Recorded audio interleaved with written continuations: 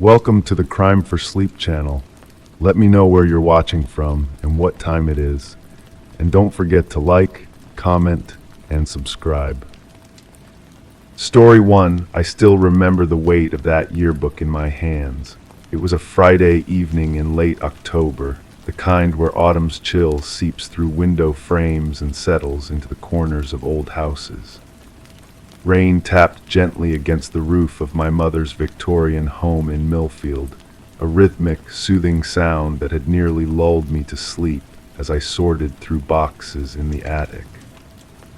The beam of my flashlight caught the spine of the book, the gold lettering faded but still legible. Millfield High School, 1987, my mother's senior year. I pulled it from between photo albums and tax records, dust particles dancing in the light as I settled cross-legged on the wooden floor. I'm not sure why I decided to look through it that night. Perhaps it was simple curiosity about my mother's youth, or maybe something deeper, a subconscious nudge toward a truth I wasn't aware I was seeking. The yearbook's cover was cool to the touch, the binding crackling slightly as I opened it, releasing that distinctive scent of aged paper and memories long undisturbed. The faces stared back at me from another era, teased hair, bright sweaters, earnest smiles captured in that distinctive 80s photography style. I flipped through the pages slowly, occasionally pausing to look at club photos, searching for my mother's familiar features among the volleyball team, the debate club, the honor society. Page after page, I studied these strangers from the past, these teenagers who had no idea what their futures held, no concept of the children they would someday have, the lives they would lead. I wondered which of them still lived in Millfield, which had moved away, which were no longer alive. And then I found the senior portraits, alphabetized row after row of young faces. I traced my finger down the columns until I reached Harmon, my mother's maiden name. There she was, her eyes seemingly looking directly at me through time, her smile confident, her whole life ahead of her. I smiled back at this younger version of my mother, this girl who couldn't possibly know she would someday have a daughter who would sit in an attic studying her face.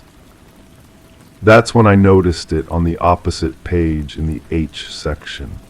A face I didn't recognize, circled in faded blue ink. Beside it, in my mother's handwriting that I would recognize anywhere, was my name, Rebecca. My name written next to a stranger's face in a yearbook from 14 years before I was born. I leaned closer, studying the portrait. It was a boy, or young man rather, with dark hair that fell slightly over one eye. His expression was serious, his gaze direct, his features sharp but not unpleasant. According to the caption, his name was Daniel Hoffman. Daniel Hoffman, a name I'd never heard before, yet there was my name beside his photo, in my mother's distinctive script. The rain continued to drum against the roof as I examined the image more closely. There was nothing remarkable about the portrait itself, just another senior photo like the dozens surrounding it. But the blue circle and my name created a mystery that tugged at me, demanding attention. I closed the yearbook and made my way down the narrow attic stairs, the wooden steps creaking beneath my weight. The main floor of my mother's house was warm and bright compared to the dim attic, the smell of something baking in the oven replacing the musty scent of old papers. "Mom," I called out, finding her in the kitchen, her reading glasses perched on the end of her nose as she flipped through a magazine. "Find anything interesting up there?" she asked without looking up. I placed the yearbook on the counter. Actually, yes, I opened it to the marked page and turned it toward her. Who is Daniel Hoffman, and why is my name written next to his picture? The change in my mother was immediate and unsettling. Her eyes widened slightly, her face draining of color as she stared at the page. The kitchen suddenly felt colder, the ticking of the wall clock unnaturally loud in the silence. "Where did you find this?" she asked, her voice barely above a whisper. "In one of the boxes in the attic. Mom, who is he?" She didn't answer. Instead, she closed the yearbook with a sudden movement that made me jump. Then, with trembling hands, she opened it again to the same page. I watched in shock as she carefully, deliberately, tore the page from the binding. "Mom," I reached for the page, but she pulled it away. "It's nothing, Rebecca, just an old joke from high school." Her voice was steady, but her hands were not. She folded the page and tucked it into her pocket. "A joke, Mom. You wrote my name next to someone's picture in your yearbook more than a decade before I was born. That's not nothing." She looked at me then, really looked at me, with an expression I'd never seen before, a mixture of fear and something else I couldn't quite identify. "Some things are better left in the past, Rebecca. Trust me on this." I didn't press further that night. Something in her tone, in her eyes, warned me away from the subject, but I couldn't let it go completely. The next day I called my Aunt Susan, my mother's younger sister, who had been a sophomore when my mother was a senior. "Daniel Hoffman," Susan repeated after I explained my discovery. "I don't remember any Daniel Hoffman in school with us. He was in Mom's class. His picture was right there in the yearbook." "I'm telling you, Becca, I don't recall anyone by that name, and I knew most of your mom's friends." I called 3 more of my mother's old high school friends whose numbers I could find. None of them remembered Daniel Hoffman. According to the yearbook, he had been part of the chess club and the Science Honor Society. But when I asked the retired teacher who had sponsored both groups, she had no recollection of him either. It was as if Daniel Hoffman had existed only in that one yearbook photo. Over the next weeks, I became quietly obsessed with solving this mystery. I searched online for any trace of him, social media accounts, public records, obituaries, but found nothing definitive. I went to the local library to look at their copy of the 1987 yearbook, only to find that the page with Daniel's photo was missing from that copy as well. Then one afternoon, while helping my mother clean out her garage, I found a box labeled HS Memorabilia. Inside were the expected items: a tassel from her graduation cap, dried corsages, handwritten notes folded into elaborate origami shapes, and at the bottom, a stack of photographs. Most were typical teenage snapshots, groups of friends at parties, at the local swimming hole, posed in front of cars. But one photo made me stop cold. It showed my mother and 3 friends sitting on a blanket at what appeared to be a picnic. And there, sitting slightly apart from the group but undeniably present, was Daniel Hoffman. I slipped the photo into my pocket before my mother could see it. That night I studied the image under the lamp in my apartment. Daniel Hoffman looked exactly as he had in the yearbook photo, same serious expression, same dark hair falling over one eye. He was looking not at the camera but at my mother, with an intensity that was unsettling even across the decades. The next morning I drove to Millfield County Records office. After several hours of searching through old newspapers on microfiche, I found what I was looking for, a small article dated May 1987, just weeks before my mother's graduation. Local teen reported missing. The article was brief. Daniel Hoffman, 18, had been reported missing by his parents after failing to return home from school on May 15th. The police were investigating but had no leads. I searched for follow-up articles but found nothing.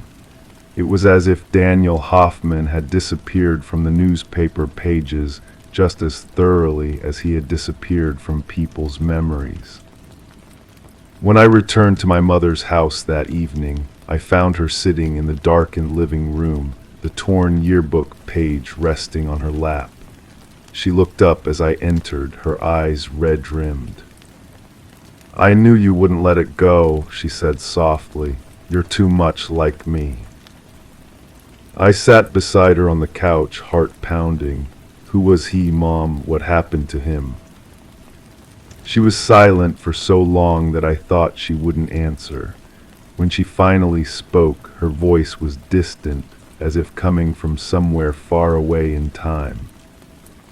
We were close, Daniel and I, not dating exactly, but there was something between us, something complicated. She traced her finger over his image. He was brilliant, different. He had theories about everything, about time, about parallel lives. She gave a small, sad laugh. He used to say that our lives were just one version of countless possibilities. What happened to him? That's the thing, Rebecca, I don't know. Her voice broke slightly. One day he was there, and the next, nothing. No one would talk about him. It was like he never existed. When I asked about him, people looked at me strangely, as if they didn't know who I was talking about. But he was real. I found a newspaper article about his disappearance. She nodded slowly. Yes, he was real, but sometimes I wonder if somehow he went somewhere else. Another version of reality, like he always talked about. Mom, that's not. You don't understand, she interrupted. After he disappeared, I started having these dreams where I could see him, but he was always just out of reach. And in the dreams, he would say, she paused, swallowing hard. He would say that when I had a daughter, I should name her Rebecca. The room seemed to grow colder as I processed this, and that's why you named me Rebecca. She nodded, tears spilling onto her cheeks. I know how it sounds, but there was something about those dreams, something so real. And when I found out I was having a girl, I just knew that was supposed to be your name. I sat with her in silence for a long time, the rain outside picking up again, drumming against the windows. Finally, I asked the question that had been forming in my mind since I first saw that circled yearbook photo. Do you think he knew? Somehow, did he know about me before I existed? She looked at me then, her eyes cleared despite the tears. I don't know, Rebecca, but sometimes I catch glimpses of him in you, the way you tilt your head when you're thinking, the questions you ask that no one else would think to ask. It's almost as if. She didn't finish the thought. She didn't need to. The implication hung in the air between us, impossible yet somehow not entirely dismissible. Daniel Hoffman remains a mystery. His face in that yearbook, a ghost from a time before my birth, somehow connected to me in ways I may never understand. My mother rarely speaks of him now, but sometimes I catch her looking at me with a strange expression, as if seeing someone else in my features. And sometimes, in dreams that feel too real to be merely dreams, I see a young man with dark hair falling over one eye, watching me from across an unbridgeable distance, his lips forming words I can almost, but not quite hear. I've accepted that some mysteries cannot be solved, some connections cannot be explained, but I keep the yearbook page and the photograph in a locked box beside my bed. Evidence of a stranger whose existence touched my life before I had one, the stranger in the yearbook whose name somehow became part of my story. Story 2, I remember the rain that evening, not the violent, angry kind that pounds against windows demanding attention, but a gentle, persistent drizzle that settled over the small coastal town like a veil of mist. It was the kind of weather that made the wooden floors of old houses creak with secrets, and that's exactly what I was chasing, secrets. My name is Alina Myers, and I investigate cold cases for a true crime podcast called Whispers from the Past. Most of what I do involves sifting through old police reports and interviewing reluctant witnesses, but this particular story began with something far more unexpected, a call from a shaken woman named Melissa Thornton. "I found something in an airbnb," she had said, her voice barely above a whisper on the phone. "Something that doesn't make sense, I think. I think the host has been collecting things from guests." I drove 3 hours to meet her at a coffee shop in Newport, Oregon. The cafe was nearly empty, just the occasional patron seeking refuge from the constant drizzle outside. The windows were fogged with condensation, creating a cocoon of privacy around our corner table. Melissa sat with her hands wrapped around a mug that had long gone cold. She was in her mid-30s, dark hair pulled back in a practical ponytail, eyes darting occasionally to the door as if expecting someone to walk in. "Tell me about this airbnb," I said, setting my voice recorder on the table between us. The small red light blinked steadily, marking the rhythm of our conversation. "It was this beautiful Victorian house right on the edge of town," she began. "The kind with gingerbread trim and a widow's walk. The owner, Martin, lives in the main part of the house. The rental is a separate apartment that used to be the servants' quarters." She paused to take a sip of her cold coffee, grimacing slightly before continuing. "When I checked in, Martin gave me a tour. He was so precise about everything. The way the old brass key needed to be turned just so in the lock, how the shower had to run for exactly 45 seconds before the hot water would come through, but what stood out was his comment about the dresser. The rain outside had intensified slightly, creating a soft percussion against the cafe windows. A waitress passed by, offering to refill our cups. I nodded. Melissa shook her head. "It was this beautiful antique piece," she continued after the waitress moved away. "Cherry wood, I think, with these ornate brass handles. Martin mentioned it casually as we were finishing the tour. 'Oh, and the bottom drawer of the dresser sticks,' he said. 'Best not to use it at all.' Something about the way he said it. It didn't sound like a warning about damaged furniture." I could picture the scene clearly, the fading evening light casting long shadows across polished hardwood floors, the dresser standing like a silent sentinel against a wall papered in faded florals. "Did you ask him about it?" "No," Melissa admitted. "I didn't think much of it until later that night. I'd unpacked my things, settled in with a book. The house was so quiet. All I could hear was the occasional creak of the old timbers and the distant sound of waves against the shore."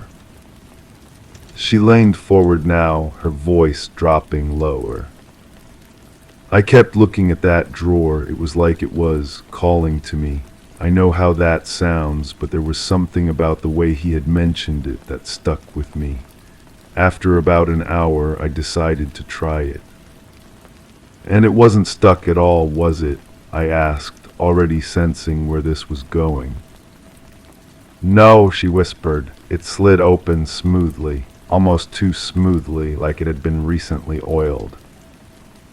My fresh coffee arrived. The warmth of the mug seeped into my palms as I waited for Melissa to continue. Outside, a foghorn sounded in the distance, low and mournful. "Inside the drawer was this collection," she said, "all arranged so neatly, like a museum exhibit. Small plastic bags, each one containing a lock of hair. Next to them, little envelopes with fingernail clippings, and Polaroid photographs, close-ups of people sleeping." I felt a chill that had nothing to do with the damp weather. Were there names? Melissa nodded. Each item was labeled with a name and date, going back 5 months. I recognized some of the names from the guest book on the entry table. "Did you take photos?" I asked. She nodded, sliding her phone across the table. The images were slightly blurry, taken in haste, I imagined, but clear enough to see what she described. Clear plastic bags with what appeared to be hair samples. Small white envelopes, Polaroids showing sleeping faces, captured from above. "What disturbed me the most," Melissa continued, taking her phone back, "was the empty space at the end of the drawer. There was a small plastic bag there, labeled with my name, empty, and next to it an envelope with my name, also empty, and a blank Polaroid frame with my name written on the white space at the bottom." The rain had stopped now, leaving behind a heavy silence. The calf had emptied out completely. "What did you do then?" I asked. I closed the drawer and pushed it in as quietly as I could. My hands were shaking so badly I could barely grab my things. I left that night, made up some emergency, and drove straight to a hotel in the next town. I didn't sleep at all. Over the next week, I verified Melissa's story as best I could. The Airbnb listing existed, complete with glowing reviews. Martin Caldwell, the host, was a retired librarian who had inherited the house from his mother 3 years ago. No criminal record, no complaints filed against him or his property. I decided to book a stay myself. The reservation process was straightforward, and 3 days later, I found myself standing on the porch of the Victorian house, listening to the distant crash of waves against the rocky shoreline below. Martin greeted me himself, a tall, thin man with wire-rimmed glasses and carefully combed silver hair. His handshake was firm but brief, his smile professional rather than warm. "You'll find everything you need in the apartment," he said as he showed me around. His voice had the measured cadence of someone who had spent decades speaking in hushed tones among library stacks. Fresh towels in the bathroom, extra blankets in the closet. I waited for him to mention the dresser, but he didn't. When we reached the bedroom, I glanced at it, cherry wood, just as Melissa had described, with ornate brass handles that gleamed in the afternoon light. "Beautiful dresser," I commented casually. Martin's eyes flickered briefly to the piece of furniture, then back to me. Yes, it was my mother's. She collected antiques. No warning about the bottom drawer, no mention of it sticking. After he left, I spent time exploring the apartment, noting the heavy curtains on all windows, the absence of mirrors except in the bathroom, the faint smell of furniture polish that permeated everything. Night fell early, as it tends to do on the Oregon coast in late autumn. I made a show of turning out lights, running water for a shower, creating the impression of someone settling in for the night. Then I sat in darkness, waiting. At precisely 11:42 p.m., I heard it, the almost imperceptible sound of a key turning in a lock, not the main door to the apartment, but somewhere else. I held my breath, listening as soft footsteps moved across the living room toward the bedroom. I had positioned myself in a corner with a clear view of both the bedroom door and the dresser. The footsteps paused outside the bedroom, then the door inched open. Martin stood in the doorway, silhouetted against the faint glow from a nightlight in the hallway. In his hand was something small, a camera, I realized, an old Polaroid. He moved toward what should have been a sleeping form under the covers, pillows I had arranged to look like a body. When he realized the bed was empty, he turned sharply. Our eyes met across the darkened room. "You're awake," he said simply, no surprise in his voice, no shame either. Yes, I stepped forward, switching on the bedside lamp. I'd like to ask you about the bottom drawer of the dresser, Martin. A strange smile spread across his face, not menacing but almost relieved.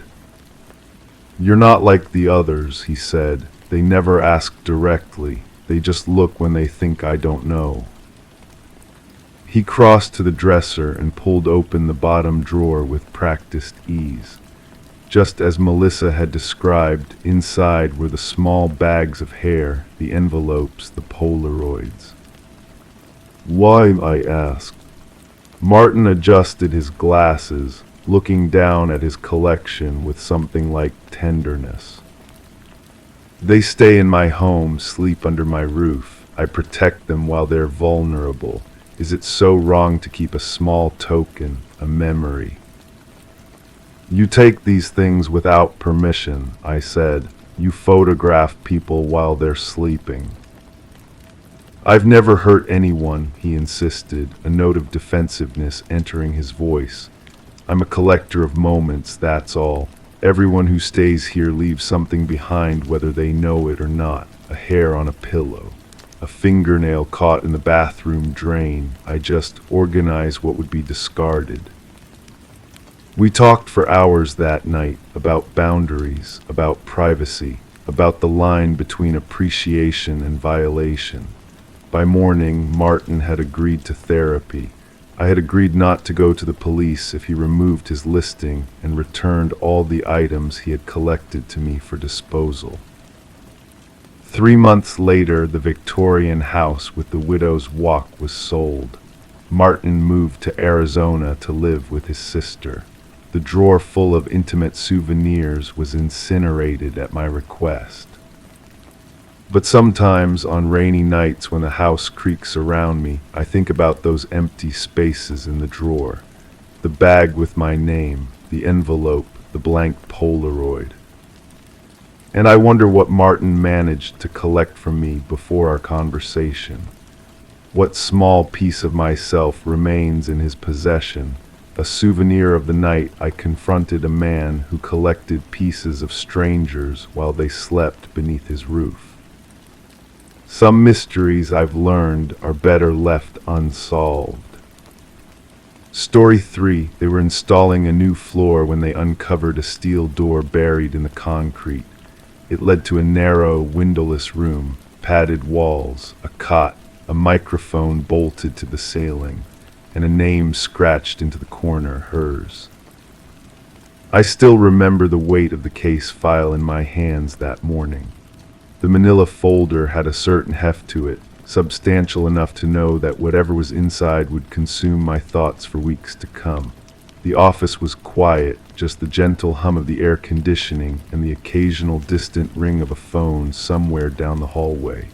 My coffee had grown cold, forgotten on the edge of my desk as I carefully opened the file.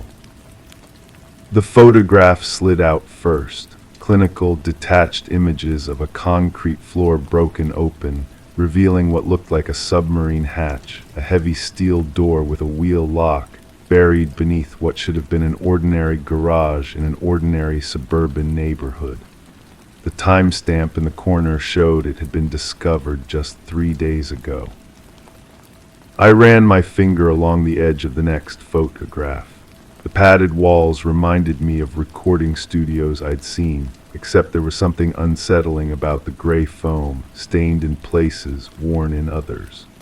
The single cot pushed against the far wall had a thin mattress stripped of any bedding. Above it all, that microphone, hanging from the ceiling like an ominous metal spider, its cable disappearing into a small hole in the ceiling. Detective Mercer, a voice called from the doorway. Captain Reynolds stood there, his silhouette framed by the hall light.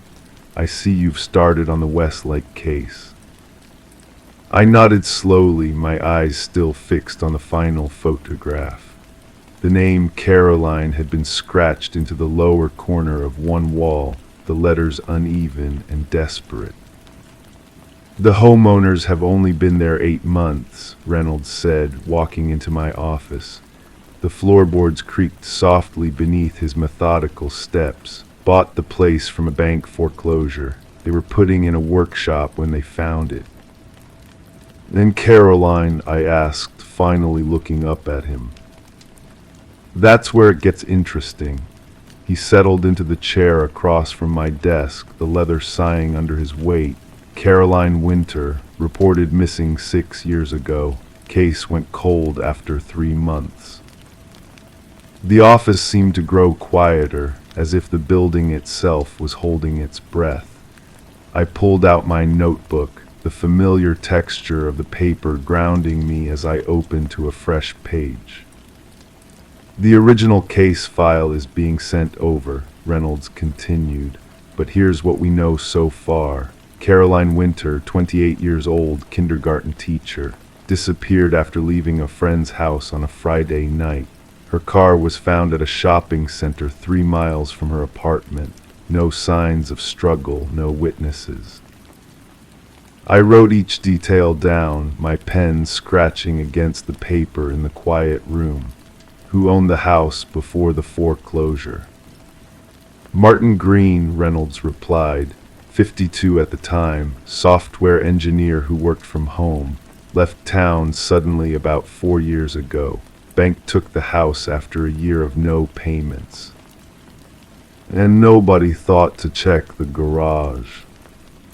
Reynolds shook his head. The garage looked normal. The trapdoor was hidden under a workbench and covered with some cheap interlocking rubber flooring. You wouldn't find it unless you tore everything up. I closed my eyes for a moment, imagining the space. The padded walls would absorb sound. The microphone, what was that for? Recording, communicating. The thought sent a chill through me despite the warmth of the morning. We're bringing Green in for questioning, Reynolds said, standing up. His sister in Phoenix says he's been living with her for the past few years, claims he's been dealing with mental health issues. I nodded, already turning back to the photographs. I want to see the room. The neighborhood was quiet when I arrived, the kind of midday silence that settles over suburban streets when everyone is at work or school. The house was unremarkable, a single-story ranch with beige siding and green shutters. A detective's car and a crime scene van sat in the driveway. Detective Liu met me at the door, her face solemn. The homeowners are staying with family, she said, leading me through the house. They're pretty shaken up. The interior was partially renovated, new hardwood in the living room, fresh paint on the walls, a normal family trying to make a home. We walked through the kitchen to a door that led to the attached garage. The concrete floor of the garage had been torn up on one side, revealing the steel door. It was open now, propped with a metal rod. A narrow set of steps descended into darkness. "Watch your head," Liu said as she switched on a flashlight. I followed her down the stairs, the temperature dropping with each step. The room was smaller than I'd expected, perhaps 10 by 12 feet. The foam padding on the walls was dingy gray, and the air held a musty stillness that caught in my throat. The cot was now just a metal frame, the mattress removed for evidence. In the corner I could see the name, Caroline, scratched into the padding with what must have been fingernails or perhaps a small hidden object. The microphone was connected to a system in the attic, Liu explained, her voice unnaturally loud in the confined space. There's a recording set up there, dozens of tapes. My heart seemed to slow, each beat measured and heavy. He recorded her. Liu nodded. For months, based on the dates on the tapes. The lab is going through them now. I moved closer to the wall, examining the scratched name. The letters were deep, determined. 6 years ago, I murmured. She was down here and no one knew. There's more, Liu said, her voice dropping. We found a journal hidden in the attic behind the recording equipment. Green kept detailed notes. Caroline wasn't the first. The air in the room suddenly felt too thin. How many? 3 that we can confirm so far, all reported missing between 2012 and 2018, all within a 50-mile radius. I looked up at the microphone mount in the ceiling. What kind of person creates a room like this? What kind of person speaks to someone they've imprisoned, records their responses, their pleas? The lab found partial prints on the underside of the cot frame, Liu continued. They're running them now against the missing persons database. I nodded, trying to maintain professional detachment even as my mind filled with images of a young woman, a kindergarten teacher, trapped in this silent room, her voice captured by the hanging microphone, her hope fading with each passing day. Back at the station, the original case file for Caroline Winter waited on my desk. I spent hours going through it, the initial report, the interviews with friends and family, the search efforts that gradually dwindled as weeks turned to months with no leads. There was a photo of Caroline, smiling, brown hair falling past her shoulders, standing in front of a classroom bulletin board decorated with children's artwork. She looked happy, confident, alive. By evening, the lab had preliminary results from the tapes. I steeled myself as I slipped on headphones and pressed play on the first audio file. Day 1, Green's voice came through, clinical and detached. Subject is conscious. Then another voice, female, groggy, confused. Where am I, please? What is this place? I listened to fragments across the months, Caroline's voice changing from panic to resigned to something else, a quiet determination. Green questioning her, sometimes for hours, about insignificant details of her life, sometimes just sitting in silence, recording her breathing. On the last tape, dated nearly 6 months after her disappearance, Caroline's voice was barely a whisper. I know you're listening. I know you're always listening, but you've never understood what I've been telling you. You never will. The recording ended there. 3 days later, Martin Green sat across from me in the interview room. He was smaller than I'd expected, with thinning hair and glasses that kept sliding down his nose.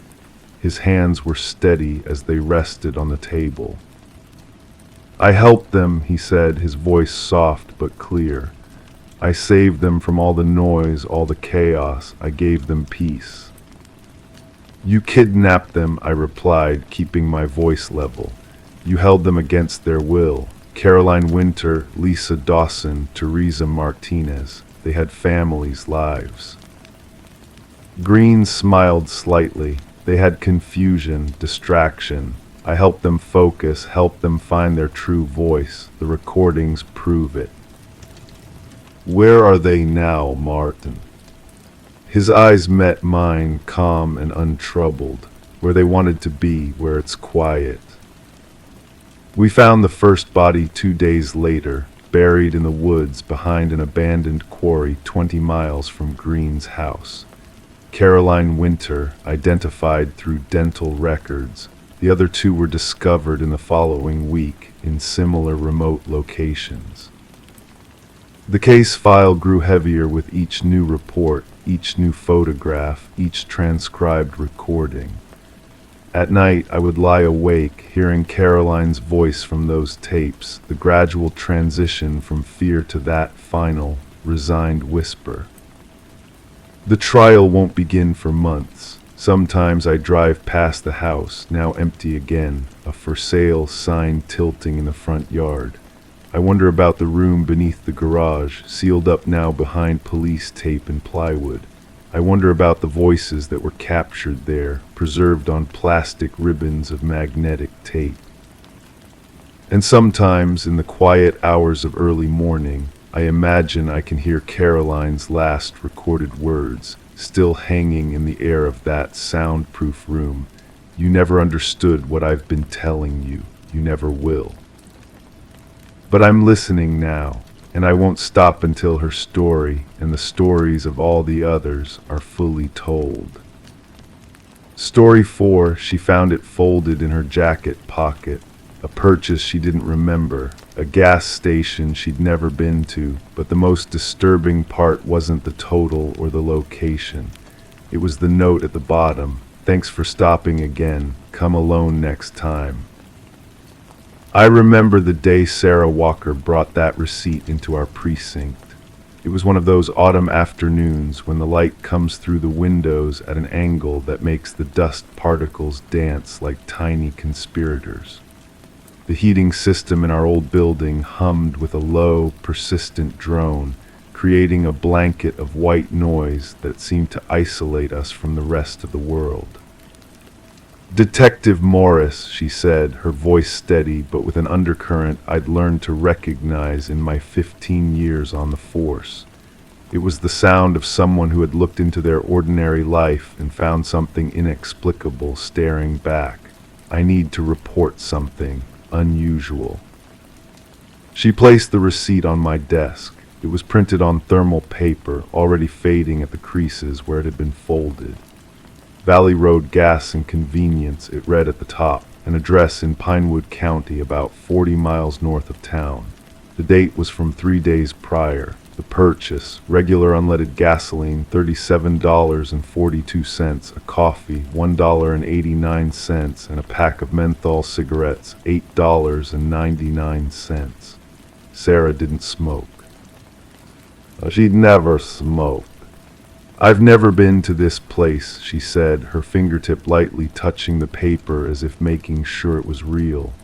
"I don't smoke menthols, I don't smoke at all, and on this date at this time, I was teaching my evening yoga class. 20 people can verify that."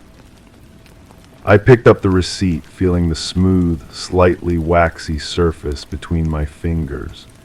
The handwritten note at the bottom was in blue ink, the letters neat but slightly rushed. "Thanks for stopping again. Come alone next time." "Did you check if this place actually exists?" I asked, reaching for my computer keyboard. Sarah nodded, tucking a strand of auburn hair behind her ear. "That's the thing. I drove out there yesterday. The address exists, but it's just an empty lot with overgrown weeds. No gas station, no convenience store, nothing." The familiar weight of curiosity settled in my chest. I've always found that true mysteries don't announce themselves with sirens and flashing lights. They slip in quietly, like a draft under a door, bringing with them a chill that makes you question things you've always taken for granted. "When did you first notice the receipt?" I asked, typing the store name and address into our database. 2 nights ago, I was reaching for my house keys and felt it in my pocket. At first, I thought it was just trash I'd absent-mindedly stuffed there, but when I pulled it out and saw that note, she paused, rubbing her arms as if suddenly cold. "Detective, I live alone. I keep my jacket on a hook by the front door. Someone had to have put that receipt in my pocket." The database search came back empty. No registered business under that name at that address. I leaned back in my chair, which responded with a familiar creak. "Do you mind if I keep this?" I asked, already sliding the receipt into a clear evidence bag. "Please do," Sarah said. "I just want to understand what's happening." As she left, the weight of her confusion lingered in the room like a scent. I've handled hundreds of cases in my career, homicides, disappearances, complicated fraud schemes, but there's something particularly unsettling about small mysteries, the ones that shouldn't exist, the ones that suggest the fabric of ordinary life might be thinner than we imagine. I called the county assessor's office the next morning. The property at the address had been vacant for nearly 7 years. It had once been a small repair shop, but nothing resembling a gas station. The previous owner had died, and the property had been tied up in estate issues ever since. That afternoon, I drove out to see it myself. The lot sat at a bend in Valley Road, partially hidden by a stand of pine trees that had grown unchecked for years. Tall weeds pushed through cracks in what remained of a concrete foundation. Empty beer cans and fast food wrappers collected in corners, evidence of teenagers finding momentary escape from small-town boredom. No gas pumps, no convenience store, no sign that anything had been built or demolished recently. I walked the perimeter slowly, my shoes crunching on gravel and broken glass. A red-tailed hawk circled overhead, its shadow briefly passing over me. Something about the silence of the place felt expectant, as if the empty space was waiting to be filled. At the back of the lot, partially hidden by overgrowth, I found a single concrete island where gas pumps might once have stood. But the county records hadn't mentioned a gas station, and the concrete looked decades old, cracked and settled into the earth like an ancient artifact. I took photos, made notes, and left with more questions than I had arrived with. Sarah called me the next day. Her voice was different, tighter, pitched slightly higher with controlled panic. "I found another one," she said without preamble, "in my gym bag this time." I met her at a coffee shop near her apartment. The new receipt was identical in format to the first, same gas station name, same address. This time the purchases were different: a bottle of water, a road atlas of the state, and a prepaid phone card. The total was $24.17. The date was yesterday. The handwritten note read, "The blue door around back, come after midnight." "I was at work all day yesterday," Sarah said, stirring her untouched coffee. "My bag was in my locker. The lock was still secured when I went to get it after my shift." I studied her face, the dark circles under her eyes, the pallor of her skin. Fear changes people physically. It draws the blood inward, away from the surface, an ancient response preparing the body to run or fight. "Have you noticed anyone following you? Anyone paying unusual attention to you?" I asked. She shook her head. "I've been watching, looking over my shoulder constantly. There's nothing." I bagged the second receipt and promised to increase patrols near her apartment. But we both knew that whatever was happening existed in some blind spot beyond the reach of routine police work. Later that evening, I spread both receipts on my desk at home. The paper caught the yellow light from my desk lamp, giving them an aged appearance despite their recent printing. I traced the handwritten notes with my eyes, looking for clues in the pressure points and curves of the pen strokes. Something about the style of the writing seemed familiar. I pulled out my phone and scrolled through old case photos until I found it, a suicide note from 3 years earlier. The case had been straightforward. A man named Robert Elkins had been found in his car in a remote wooded area, a hose running from the exhaust pipe through a partially opened window. The note he'd left for his ex-wife had the same neat but slightly rushed handwriting. Elkins had worked as a night clerk at a gas station before losing his job 6 months before his death. The connection was thin, possibly coincidental, but in my line of work, coincidences demand attention. I pulled his file the next morning.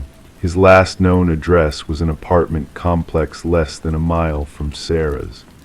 I couldn't find any connection between them. They'd never lived in the same building, worked for the same employer, or had social circles that overlapped. But something had connected them now, through a receipt from a place that didn't exist. The third receipt appeared 2 days later, tucked under the windshield wiper of Sarah's car while it was parked in a grocery store lot. This one listed a single purchase, a shovel for $21.99. The note at the bottom read, "I've been patient. Tomorrow night, the blue door, I'll be waiting." Sarah was staying with her sister by then. I'd advised her not to be alone. We'd set up a surveillance camera outside her apartment, but it had captured nothing unusual. No one approaching her door. No shadowy figure slipping notes into pockets. That night I returned to the vacant lot on Valley Road.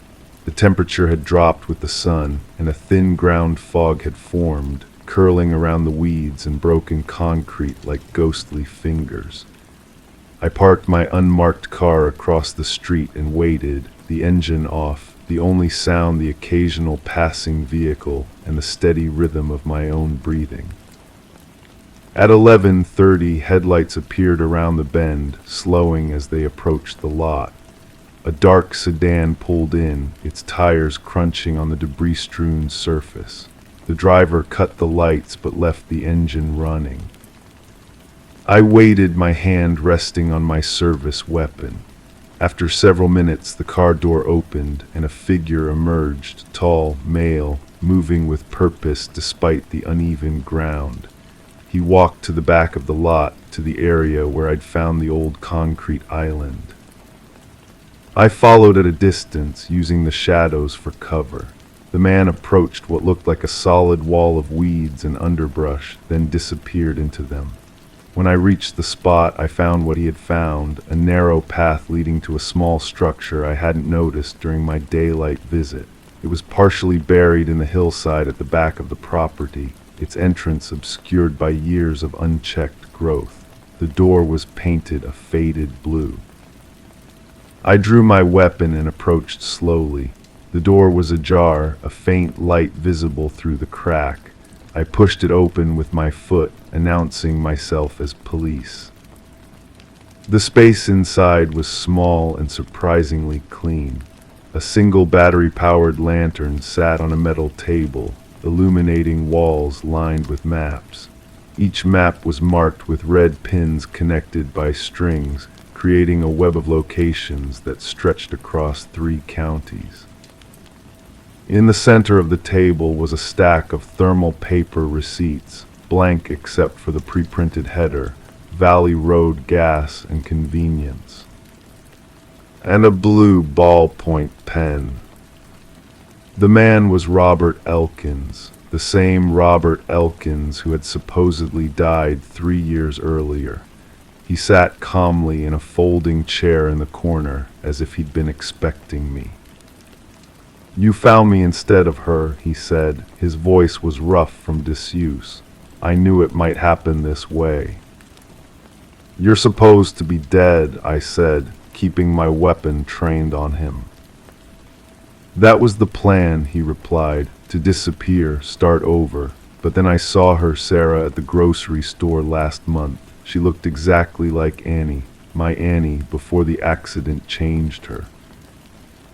Annie Elkins, Robert's wife. She'd been in a car crash 5 years ago that had left her with severe facial scarring. She'd left him 6 months later. The supposed suicide had happened after multiple failed attempts to reconnect with her. "Sarah isn't Annie," I said, slowly piecing it together. "She just looks like her." "I know that now." His eyes were clear but distant, but seeing her brought it all back. I followed her. I just wanted to look at her, to remember. But then I started thinking, maybe this was a second chance. "So you planted receipts from a gas station that doesn't exist too. What? Frighten her, lure her here?" He looked down at his hands. I wanted her to be curious, to wonder. The way Annie used to be before the accident made her afraid of everything. I thought if Sarah came here, I could explain, show her the maps. The maps, I realized, marked all the places Robert had gone in the 3 years since his death. All the places he'd been running from the memory of his lost love, only to find himself drawn back to this hidden room on an abandoned property that his father had once owned. "The blue door was Annie's idea," he said softly. "When we were first married, she said every home needed a blue door to keep bad spirits away." I arrested Robert Elkins that night, charging him with stalking and harassment. He offered no resistance. The look on his face as I led him away was one I've seen many times in my career, the vacant stare of someone who has been living in a world constructed entirely in their own mind, suddenly confronted with reality. Sarah Walker eventually moved away from the area. The last time we spoke, she told me she still checks her pockets carefully each night, still glances at her windshield before getting into her car. Some violations of ordinary life leave permanent marks on our sense of security. The vacant lot on Valley Road was finally sold 6 months later. They built a small office complex there, erasing all evidence of the concrete island and the hidden room with the blue door. Sometimes when I drive past, I think about Robert Elkins, serving his time in the state psychiatric hospital, and I wonder if he still writes notes on imaginary receipts from a place that never really existed. Because that's the thing about true mysteries, they rarely end neatly. They leave behind questions that linger in the mind like the fading print on thermal paper, slowly disappearing but never quite gone. Story 5, when she bought the house, the realtor said the last owners left suddenly.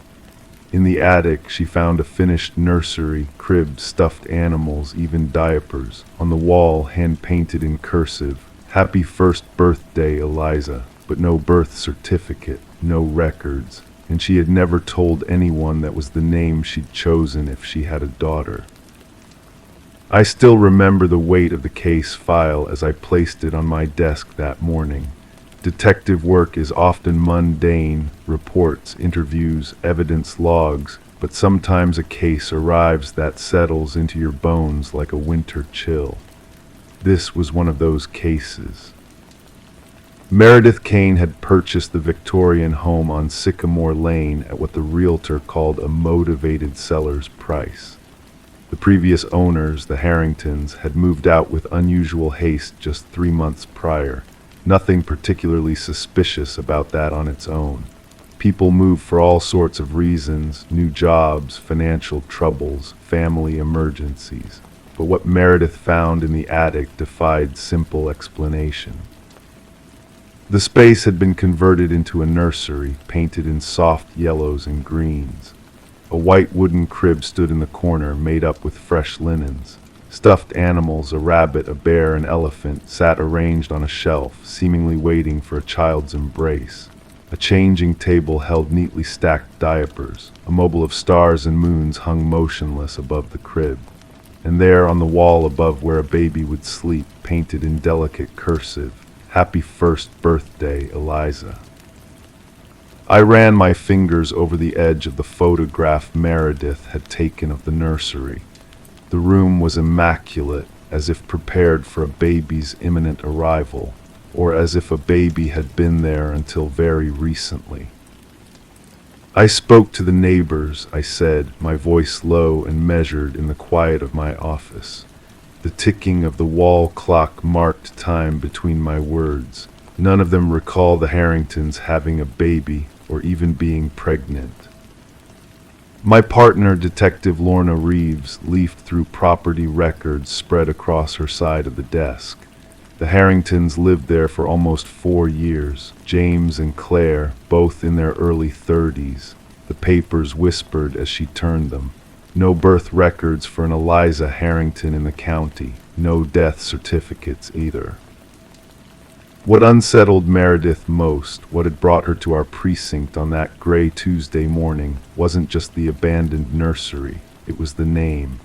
Eliza, a name she had chosen years ago after her own grandmother for a daughter she hoped to have someday, a private wish she had never shared with anyone, not even her ex-husband.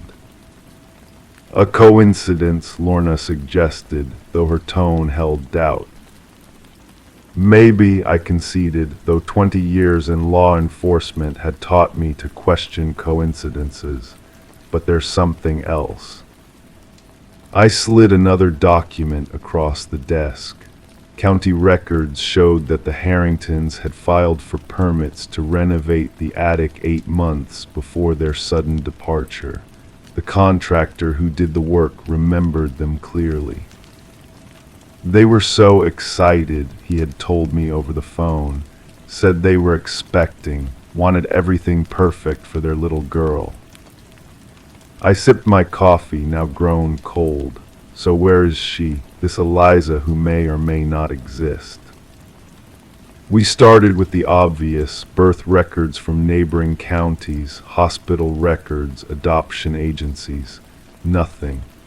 The Harringtons had seemingly vanished as completely as their child, leaving behind only a disconnected phone number and a forwarding address that turned out to be a vacant lot.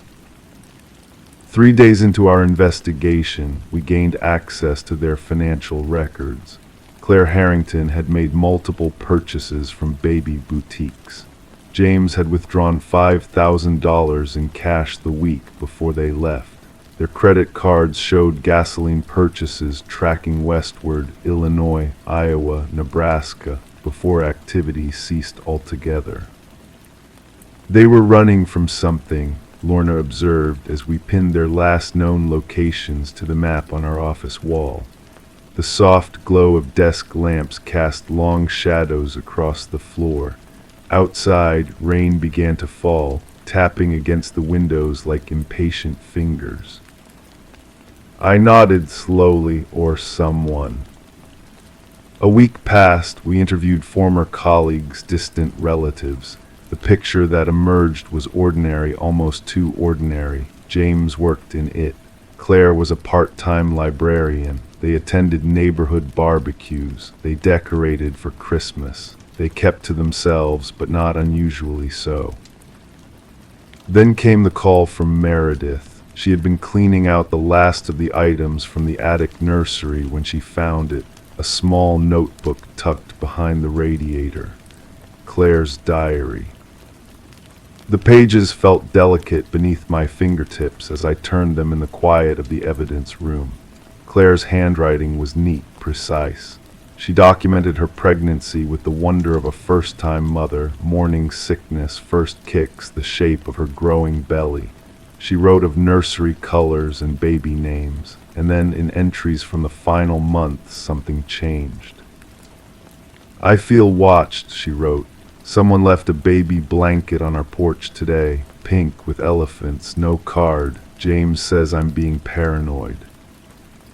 And later, the man was there again today, standing across the street, just watching our house. When I went to the window, he was gone. The final entry, dated 3 days before they disappeared. She's coming for Eliza. She says she's the real mother, that Eliza belongs to her, that she named her first.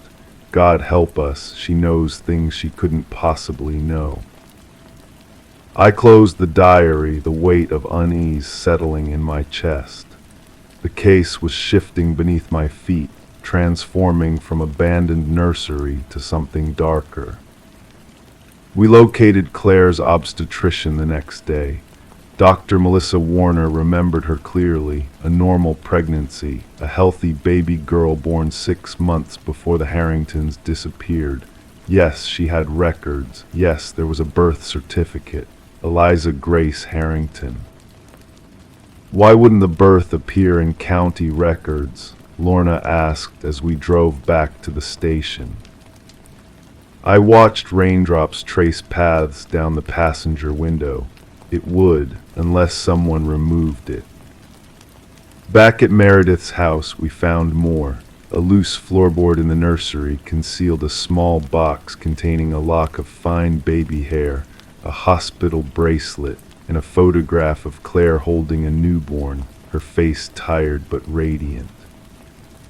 So there was a baby, Lorna said. There was, I agreed, but where is she now? And who was the woman Claire mentioned in her diary? The answer came in fragments, pieces of a puzzle slowly assembling. A neighbor recalled a woman who had begun appearing in the neighborhood a few months before the Harringtons left, dark-haired, quiet, often sitting in a parked car down the street. Another remembered Claire arguing with someone on the front lawn, a heated exchange that ended with Claire running inside, visibly upset. When we finally identified her, the truth was both simpler and more complex than we had imagined. Rebecca Thorne had suffered a stillbirth 8 months before Eliza was born. She had named her unborn daughter Eliza after her own mother. She had painted a nursery in soft yellows and greens, and then in her grief, her mind had fractured. She became convinced that Claire had somehow stolen her baby, her Eliza, that the child Claire carried was rightfully hers. Hospital records showed Rebecca had been treated for postpartum psychosis following the stillbirth, but had stopped taking her medication. We found Rebecca living in a small apartment 3 states away. In her possession were baby clothes, toys, a blanket with elephants, but no baby, no Eliza. "I just wanted to see her," Rebecca said, her voice hollow as she sat across from me in the interview room. "I just wanted to hold my daughter." "What happened to the Harringtons?" I asked gently. "What happened to Eliza?" Rebecca's eyes grew distant. They took her away from me again. She looked down at her hands. "I followed them that night. I just wanted to talk to them, to make them understand." Her voice dropped to a whisper, but they wouldn't listen. "Where are they now, Rebecca?" A tear slid down her cheek. "I don't know. They drove away. I tried to follow, but I lost them." She looked up, her eyes suddenly clear. "I would never hurt my baby, never." We believe her. The investigation continues, but we think the Harringtons are in hiding, protecting their daughter from a woman whose grief twisted into obsession. We've issued alerts, contacted authorities in states westward. Somewhere, perhaps, Eliza is celebrating another birthday, growing up under a different name, her parents always looking over their shoulders. As for Meredith, she sold the house. "Couldn't bear to sleep beneath that nursery," she said. "Couldn't shake the feeling of being watched." Before she left, she painted over the birthday wish on the wall, layer after layer, until no trace of Eliza's name remained. But sometimes, late at night, when I review the case files, I wonder about the name Eliza and how it connected 2 women who never met across time and tragedy. I wonder about the spaces we prepare for dreams that never arrive, and the children who exist only in our hearts. And I wonder what Meredith never told us, why that name of all names had been the one she'd chosen too. The file remains open, the nursery remains empty, and somewhere perhaps Eliza is growing up not knowing the strange confluence of fate and longing that surrounds her name, a name chosen by 3 different women for 3 different daughters. One who was never born, one who disappeared, and one who exists only in possibility. Story 6. I still remember the weight of that package in my hands, small, nondescript, wrapped in brown paper with my address carefully printed in blue ink. No return address. Just the weight of it, like a brick of secrets in my palm as I stood in the quiet of my hallway, sorting through the day's mail. Bills, advertisements, and this, something unexpected. The sound of tearing paper echoed softly in my empty house as I unwrapped it. Inside was a black plastic VHS tape. No label, no markings, just a small folded note that read, "For your records." The handwriting was neat but unfamiliar, the blue ink matching the address on the package. I should have thrown it away. That's what most reasonable people would have done. But curiosity is a quiet, persistent thing. It doesn't announce itself like fear or anger.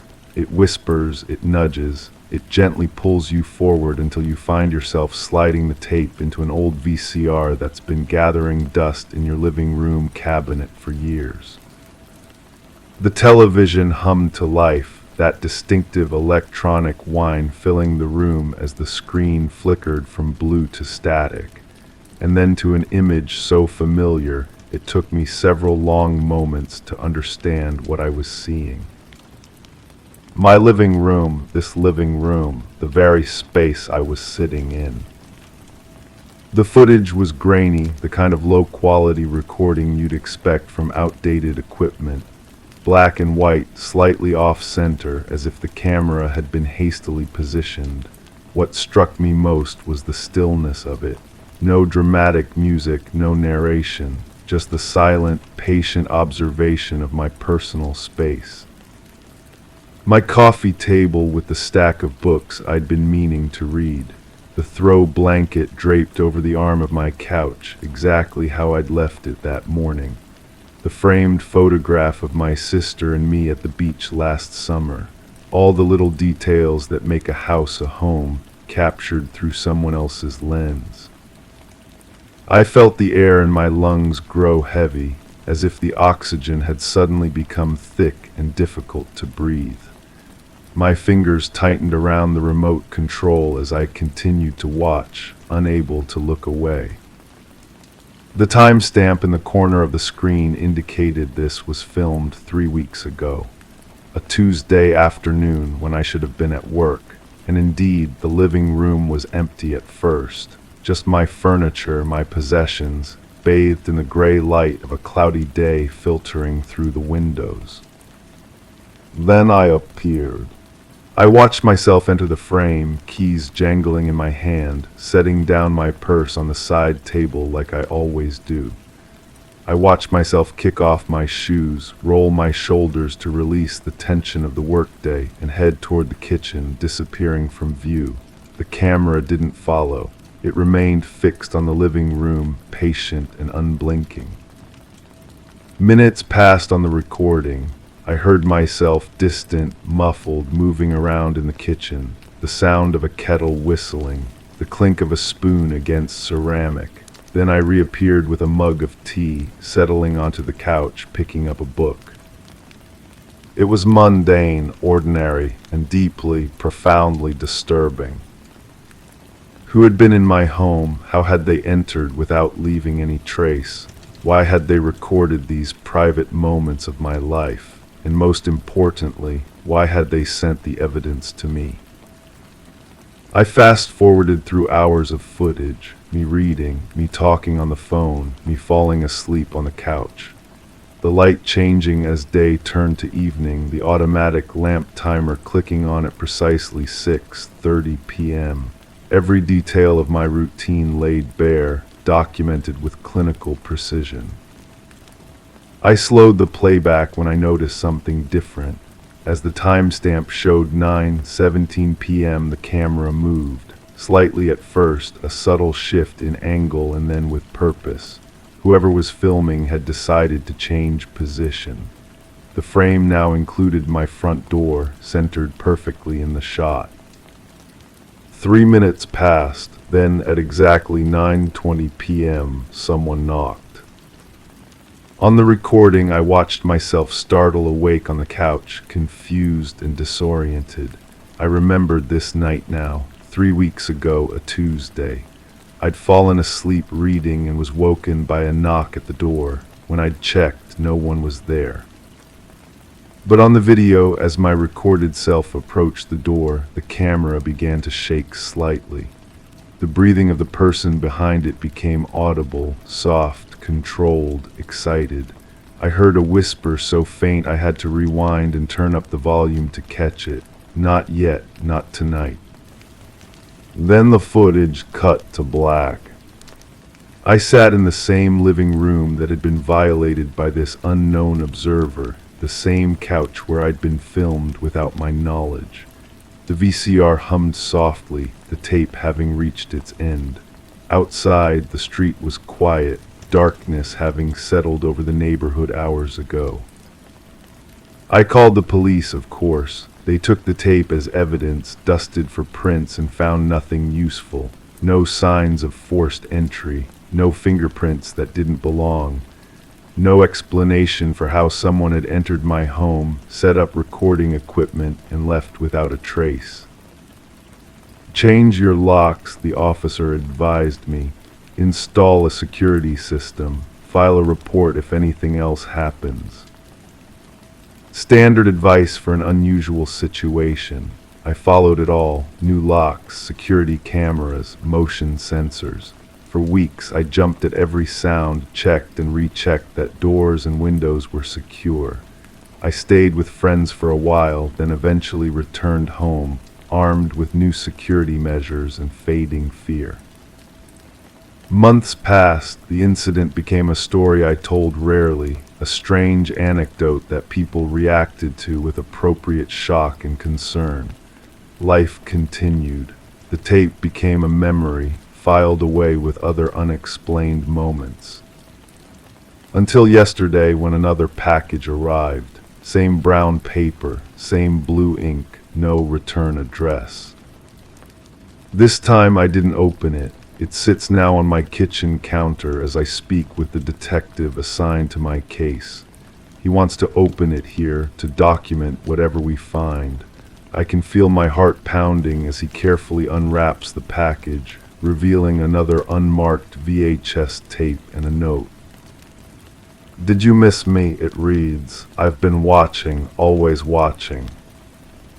The detective bags the evidence, assuring me they'll analyze it at the station. He recommends I stay elsewhere tonight while they process the tape and increase patrols in my neighborhood. As he's leaving, his radio crackles to life, a dispatcher's voice, tinny and urgent. "All units be advised. Similar packages reported at 5 other addresses in the Oak Hill area, all containing unmarked VHS tapes." The detective's expression changes, surprise giving way to focused concern. He speaks into his radio, requesting details, then turns back to me. "Ma'am, do you know anyone in the Oak Hill neighborhood? Any connections there?" I shake my head but then pause, a cold realization washing over me. My sister lived there before she moved last year, and the woman who bought her house. She looks a bit like me from a distance, similar height, similar hair. The detective is silent for a moment, processing this information. "The first package," he says slowly, "the one you received months ago, I think it was meant for her. I think you received it by mistake. A simple error in delivery, a package meant for someone else, someone who resembled me. Someone who lived in my sister's old house. A stalker who had been watching the wrong person all along." As I pack an overnight bag to stay at a hotel, I wonder about this woman I've never met who looks like me from a distance. Does she know she's being watched? Did she notice when the surveillance temporarily stopped, when her stalker mistakenly focused on me instead? And now that the mistake has been corrected, now that the watcher has found his intended target again, what happens next? The detective has promised protection for all of us involved. The investigation is ongoing. But as I close my suitcase and take one last look around my living room, the same view that was captured on that grainy black and white footage, I can't shake the feeling that someone is still watching, camera in hand, breath held in anticipation, waiting for the perfect moment to knock on the door. This time with the right address. Story 7. She was repotting a dying fern when the soil gave way to something hard. A tooth, human, intact and gold-capped. Digging deeper, she found more, not just teeth. Names. Each one scratched into flat stones laid in a perfect circle. I remember the call coming in just as the afternoon light began to soften.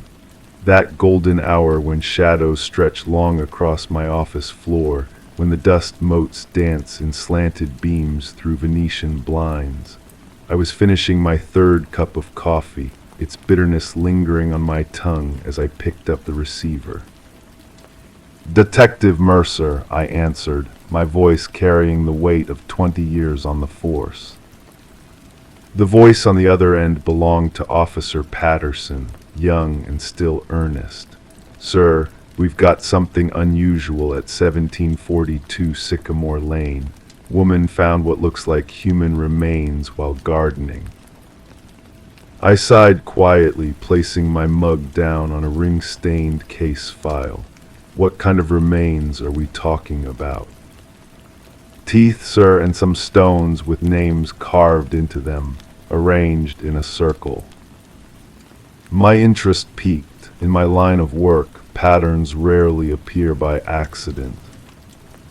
The drive to Sycamore Lane took 17 minutes. The neighborhood was quiet, respectable, rows of craftsman homes with neatly trimmed hedges and American flags hanging limp in the still evening air. The kind of place where neighbors wave but don't pry, where secrets can rest undisturbed for years beneath a thin veneer of normalcy. Number 1742 was a sage green two-story with white trim. Martha Ellis had lived there for 8 months, divorced, mid-50s, librarian at the county branch, no criminal record, no history of mental health issues, just a woman who wanted to save a dying fern. I found her sitting at her kitchen table, hands wrapped around a mug of tea that had long gone cold. Her fingernails still had dirt caked underneath them. "Ms. Ellis," I said gently, sliding into the chair across from her, "I'm Detective Mercer. Can you tell me exactly what you found today?" She looked up at me, her eyes clear but distant. "I bought the fern at an estate sale last spring. It belonged to old Mrs. Chambers, who lived down on Maple Street. She passed away in February." I nodded, waiting. Sometimes silence is the most effective tool in my arsenal.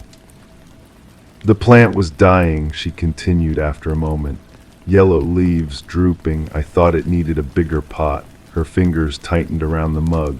"When I was transferring it, my fingers hit something hard in the soil. I thought it was a rock at first, but when I pulled it out," she shuddered slightly, "it was a tooth, a human tooth with a gold cap."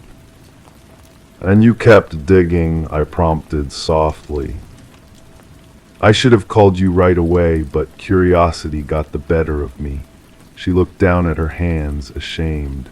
"I found 7 more teeth scattered in the soil, and beneath them, flat stones, river stones, arranged in a perfect circle. Each one had a name scratched into it." "Do you remember the names?" She nodded slowly. "Elizabeth, Thomas, Sarah, William, Rebecca, James, Margaret, Daniel." The names meant nothing to me, not yet, but they would. Names always tell a story if you know how to listen. Officer Patterson had collected the teeth and stones, carefully placing each in separate evidence bags. I examined them under the bright kitchen lights. The golden cap on the first tooth gleamed dully. The etching on the stones was crude but deliberate, carved with patience and purpose. "Ms. Ellis, did Mrs. Chambers have any family?" I asked. "A nephew, I believe. He handled the estate sale. Franklin was his name, Franklin Chambers." I made a note in my small leather-bound notebook. The paper was smooth beneath my pen, the ink flowing in dark, precise lines. "Do you know if Mrs. Chambers was a gardener?" Martha shook her head. "Not from what I gathered. The house was being cleared out. The fern was one of the few living things left. The nephew seemed eager to get rid of everything." "Interesting, a nephew in a hurry to erase his aunt's existence." Back at the station, I spread the evidence bags across my desk. 8 teeth, 8 names. The golden cap winked under the fluorescent lights as I turned it gently with a gloved finger. No visible blood or tissue remained. These had been cleaned for some time. I ran the names through our database. No missing persons. Reports matched the combination of first names. I expanded the search to include historical records and cemetery plots within the county. At 2:17 a.m., I found something. A smallpox outbreak in 1878 had claimed 8 lives in our town, all members of the founding Chambers family. Elizabeth, Thomas, Sarah, William, Rebecca, James, Margaret, and Daniel Chambers. According to historical society records, they were buried in unmarked graves on what was once Chambers property, land that had been subdivided over decades into what was now Sycamore Lane and the surrounding streets.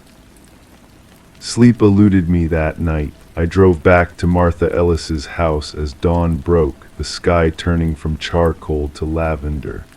With her permission, I examined the fern more closely. The pot was ceramic, hand-painted with delicate blue flowers, an heirloom perhaps. The soil itself was rich and dark, unlike the sandy loam native to our region. This had been specially prepared, lovingly maintained. 3 days later, I stood on the porch of a modest apartment across town. Franklin Chambers opened the door on the third knock. He was thin, with wire-rimmed glasses and prematurely gray hair. "Mr. Chambers," I said, showing my badge. "Detective Mercer, I'd like to ask you a few questions about your aunt." His eyes darted over my shoulder, checking the hallway behind me. "What about her? She passed months ago." "May I come in?" His apartment was sparse and impersonal, a temporary space for a man waiting for something, or running from something. We sat in straight-backed chairs while I asked him about his aunt, her possessions, the estate sale. His answers were direct but truncated, offering no additional information beyond what was asked. "The fern," I said finally. "The one that Martha Ellis purchased. Did it have any special significance to your aunt?" A slight twitch at the corner of his mouth. It was just a plant. "Your family has deep roots in this town, going back to the founding, I believe." He nodded once, cautiously. "I found records of a smallpox outbreak in 1878. 8 Chambers family members died." His posture stiffened almost imperceptibly. "What does this have to do with my aunt's fern?" "Ms. Ellis found something unusual in that fern pot, human teeth, and stones with names carved into them, the same names as those who died in 1878. The silence in the room grew heavy, pressing against my eardrums. "My aunt," he said slowly, "was the family historian. She believed in keeping connections to the past. By collecting human remains. By honoring ancestors," he corrected sharply. "Those teeth were passed down through generations. Family lore says they were collected before burial, a token to remember them by. The stones were prayer tokens meant to keep their spirits at peace." "Then why hide them in a potted plant?" His eyes met mine steadily. "Because people don't understand traditions that aren't their own. My aunt was protecting our family history from judgment." I leaned back in my chair, considering. "And you? Were you protecting the family history when you sold the fern at the estate sale?" The flush that crept up his neck told me everything. He hadn't known. His aunt had kept her secret even from him. Weeks passed. The medical examiner confirmed the teeth were indeed over a century old, consistent with extraction methods of the late 1800s. Without evidence of a crime, the case file grew thin. Franklin Chambers provided family documentation tracing the teeth's passage through generations, yellowed letters and diary entries describing the practice as an act of reverence, not desecration. The stones and teeth were eventually returned to him. Whether they made their way back into the soil of the fern, I never learned. Sometimes on quiet evenings, I find myself thinking about Martha Ellis and her dying plant, about the thin membrane between the past and present, about the secrets we bury and those we tend. The Chambers family had found a way to keep their dead close, to nurture them in new soil, to water them daily, to place them where light could reach them. Perhaps there was a strange comfort in that, a refusal to surrender completely to loss. And sometimes, late at night when sleep escapes me, I wonder about my own ancestors, their names long forgotten, their remains scattered to places unknown. I wonder if they too might prefer to rest in living soil rather than cold ground, their names etched in stone, arranged in a perfect circle under the fronds of a fern. I wonder what other secrets lie beneath the surface of ordinary things, waiting for someone to dig just a little deeper. Story 8. I've been investigating unusual cases for 15 years, but this one still sends a chill through me whenever my phone rings late at night. It began with a file landing on my desk in late October, the kind that doesn't scream urgency but somehow pulls at your attention nonetheless. Allison Mercer, 34, marketing executive, living alone in her renovated brownstone in the quieter part of the city. She wasn't reporting a break-in, an assault, or any traditional crime. Instead, she sat across from me in the interview room, her fingers wrapped tightly around a ceramic mug of untouched coffee, describing something far more unsettling. The calls started soft, she explained, her voice barely above a whisper, just static, then clicks, but eventually a voice came through, calm, familiar. She paused, looking down at her trembling hands. It whispered my old passwords, bank logins, emails, even journals, and when I asked who it was, it replied, "You used to tell me everything." I remember the subtle weight of my pen as I wrote these details down, the scratch of ballpoint against paper unnaturally loud in the quiet room. The heating system hummed gently in the background, creating a cocoon of warmth that contrasted with the coldness of what she was describing. "How long has this been happening?" I asked, careful to keep my tone neutral, measured. 3 weeks, Allison replied, always after midnight, always from a different number. The case file in front of me was thin, just her initial report and a list of phone numbers that led nowhere. Each call had come from a prepaid phone, used once and discarded, untraceable, deliberate. I spent that evening in the dim light of my office, surrounded by the gentle whir of an old desktop computer as I searched through Allison's digital footprint. Her social media presence was carefully curated, professional, polished, revealing little of substance. Yet someone knew her deeply enough to access passwords that weren't written down anywhere, according to her statement. The next day I visited her home. The brownstone sat nestled between identical buildings, its façade unremarkable save for the carefully tended window boxes filled with autumn flowers. Inside, everything was in its place. No signs of forced entry. No disruption to the carefully arranged furniture or the precisely aligned row of books on her shelves. "May I asked, gesturing toward her laptop sitting closed on the kitchen island. She nodded, sliding it toward me. The device revealed nothing unusual at first glance. No malware that our tech team could detect. No remote access programs. Nothing to explain how someone could know what they knew. That night, with Allison's permission, I sat in her dimly lit living room, waiting. The grandfather clock in the corner marked time with soft, rhythmic ticks. Outside, occasional cars passed by, their headlights briefly illuminating the room through the sheer curtains before disappearing again. At 12:17 a.m., her phone rang. I watched as she answered and placed it on speaker. The static came first, just as she had described, followed by a series of clicks that reminded me of an old dial-up connection.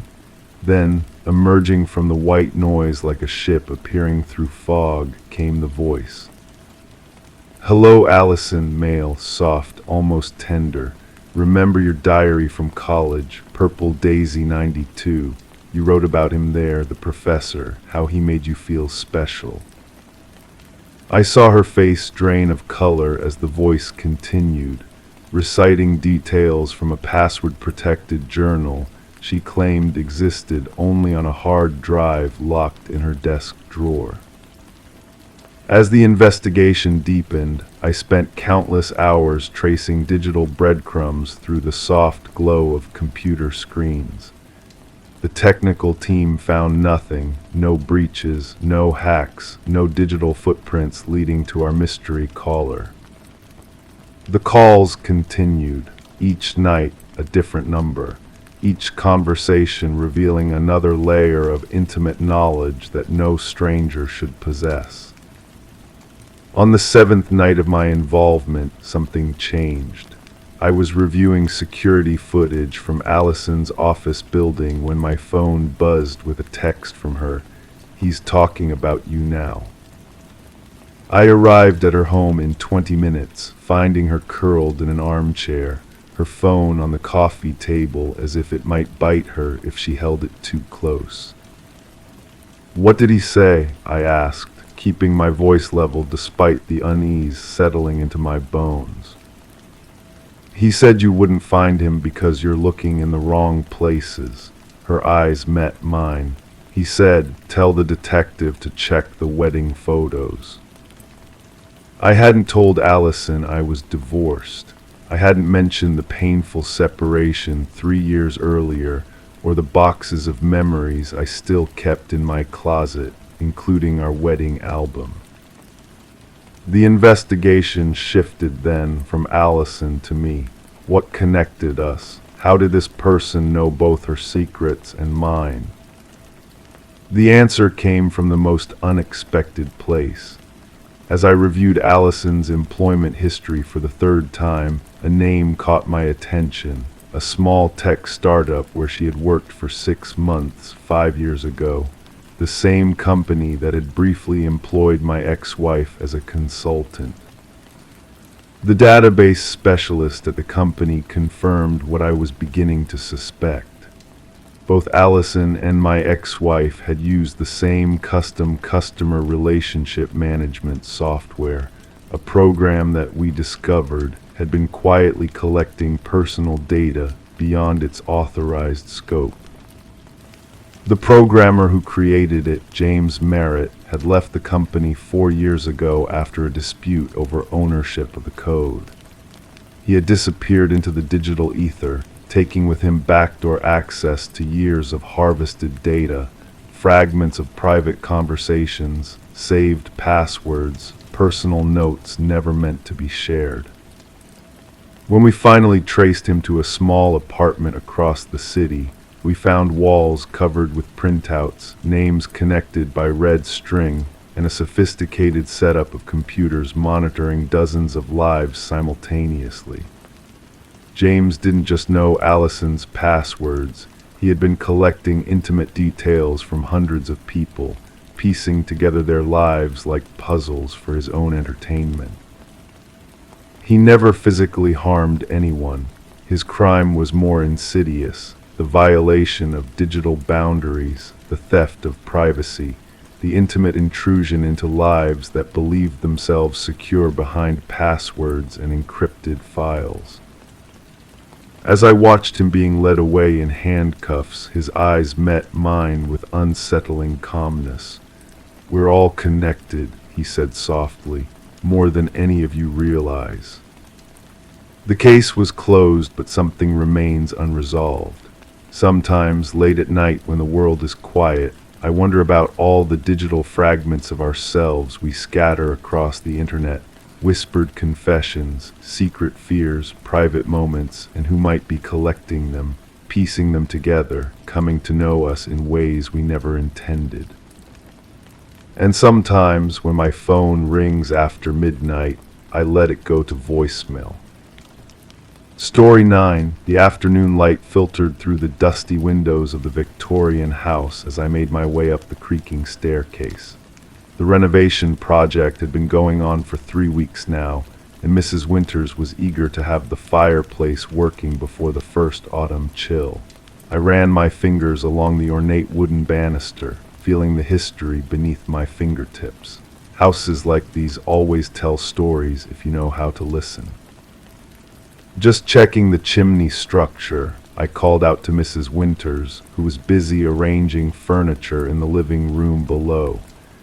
She had purchased the property last month, her dream home, she'd said, after it had sat vacant for nearly 7 years.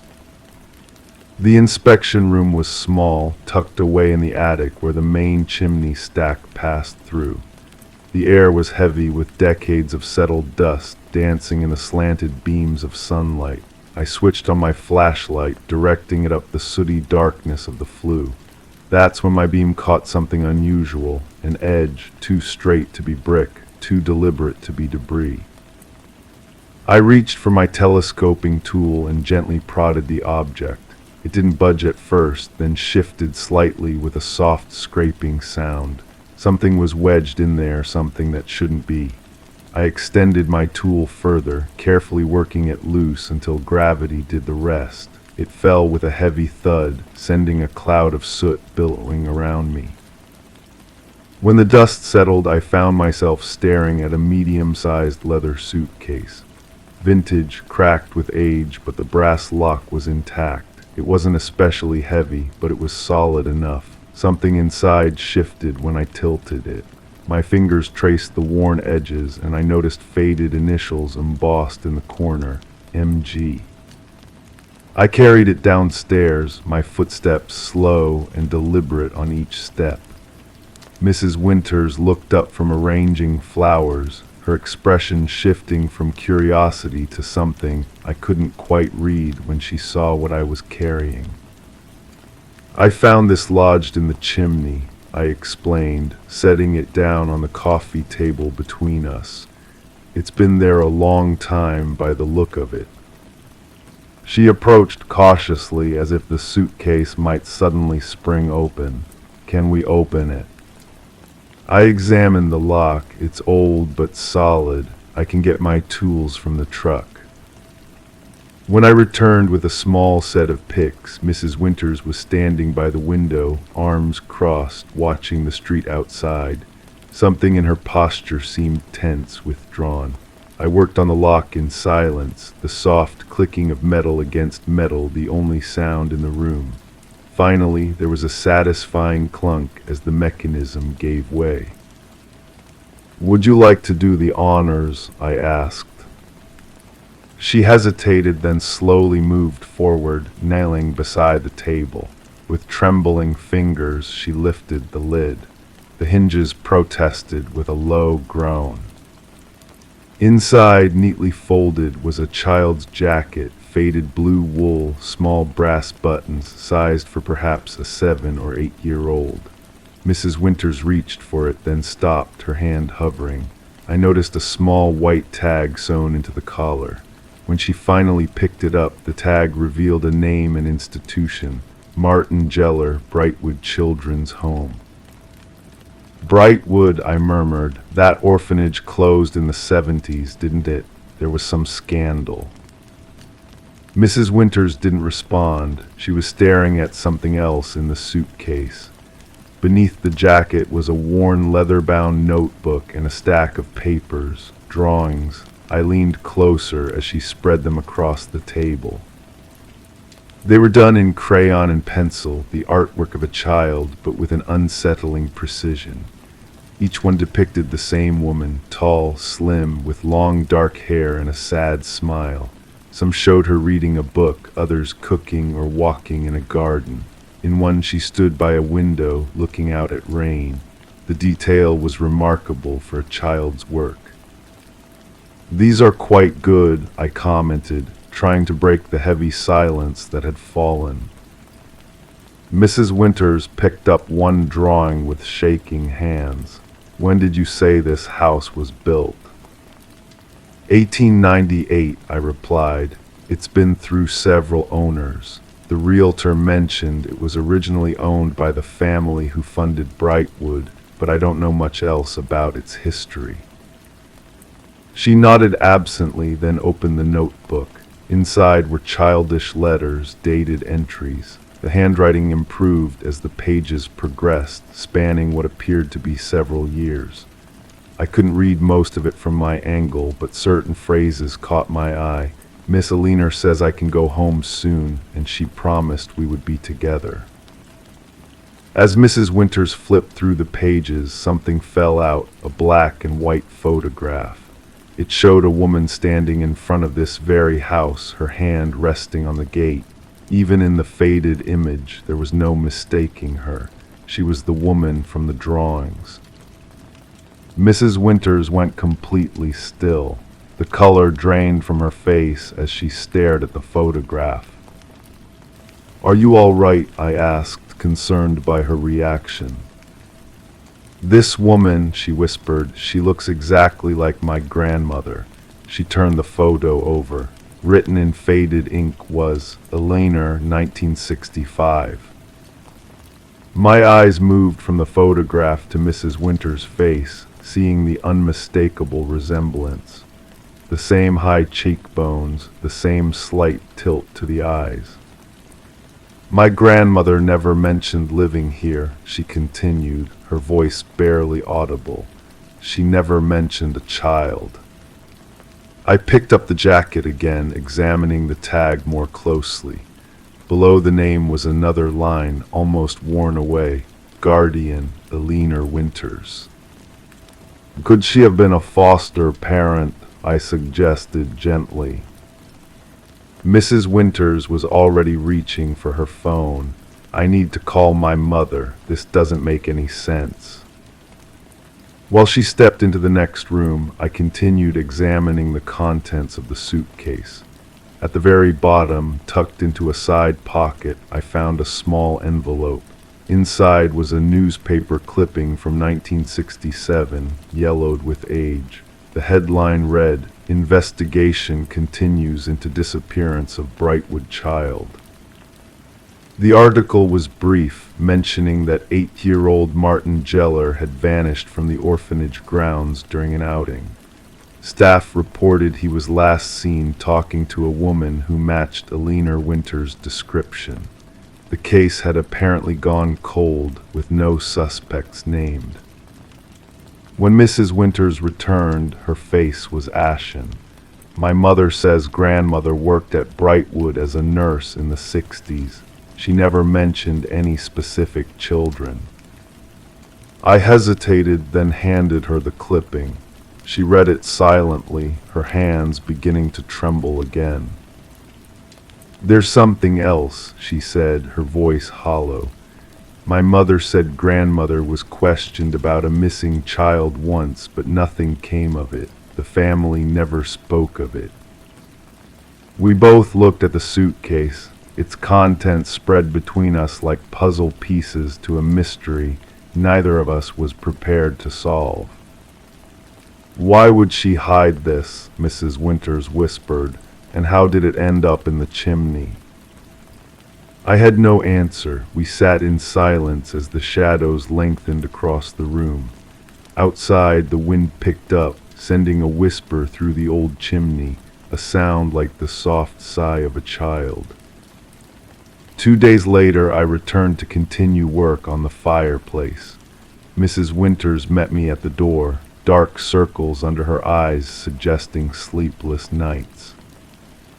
"I found more," she said without preamble. "In the basement, behind a loose brick, letters. Aliner was planning to adopt Martin officially, but something happened with his birth parents." She paused, "and I found this." She handed me a small, worn teddy bear with one button eye missing. It was in the garden, buried under the rose bushes. Her voice cracked slightly. "I've called a detective friend of mine. He's coming this afternoon." I nodded, unsure what to say. As I worked that day, I couldn't shake the feeling that the house was watching us, that every creak and settle was the building itself shifting uncomfortably, reluctant to give up any more of its secrets. The detective arrived as I was finishing up. I overheard fragments of their conversation, ground-penetrating radar and historical case files. Mrs. Winters mentioned she'd contacted Brightwood's archived records office. I've been back to the house several times since then. The investigation is ongoing.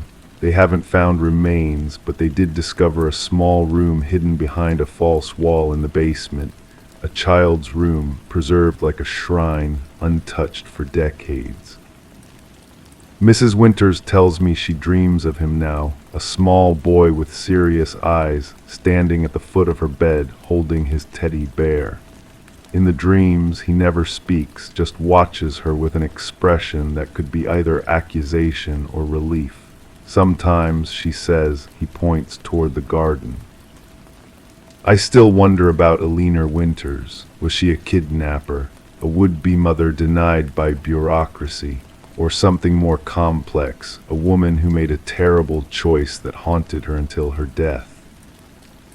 The case remains open. The suitcase sits in an evidence locker downtown. And sometimes when I drive past the old Victorian house, I imagine I see a small face at the attic window, watching, waiting for someone to finally piece together the whole story of what happened all those years ago. Some mysteries are never truly solved. They simply change hands, passed down like unwanted heirlooms, their weight settling on new shoulders. Mrs. Winters still lives in the house. She says she owes it to Martin to discover the truth. And somewhere in the space between justice and memory, a child's story waits to be told. Story 10.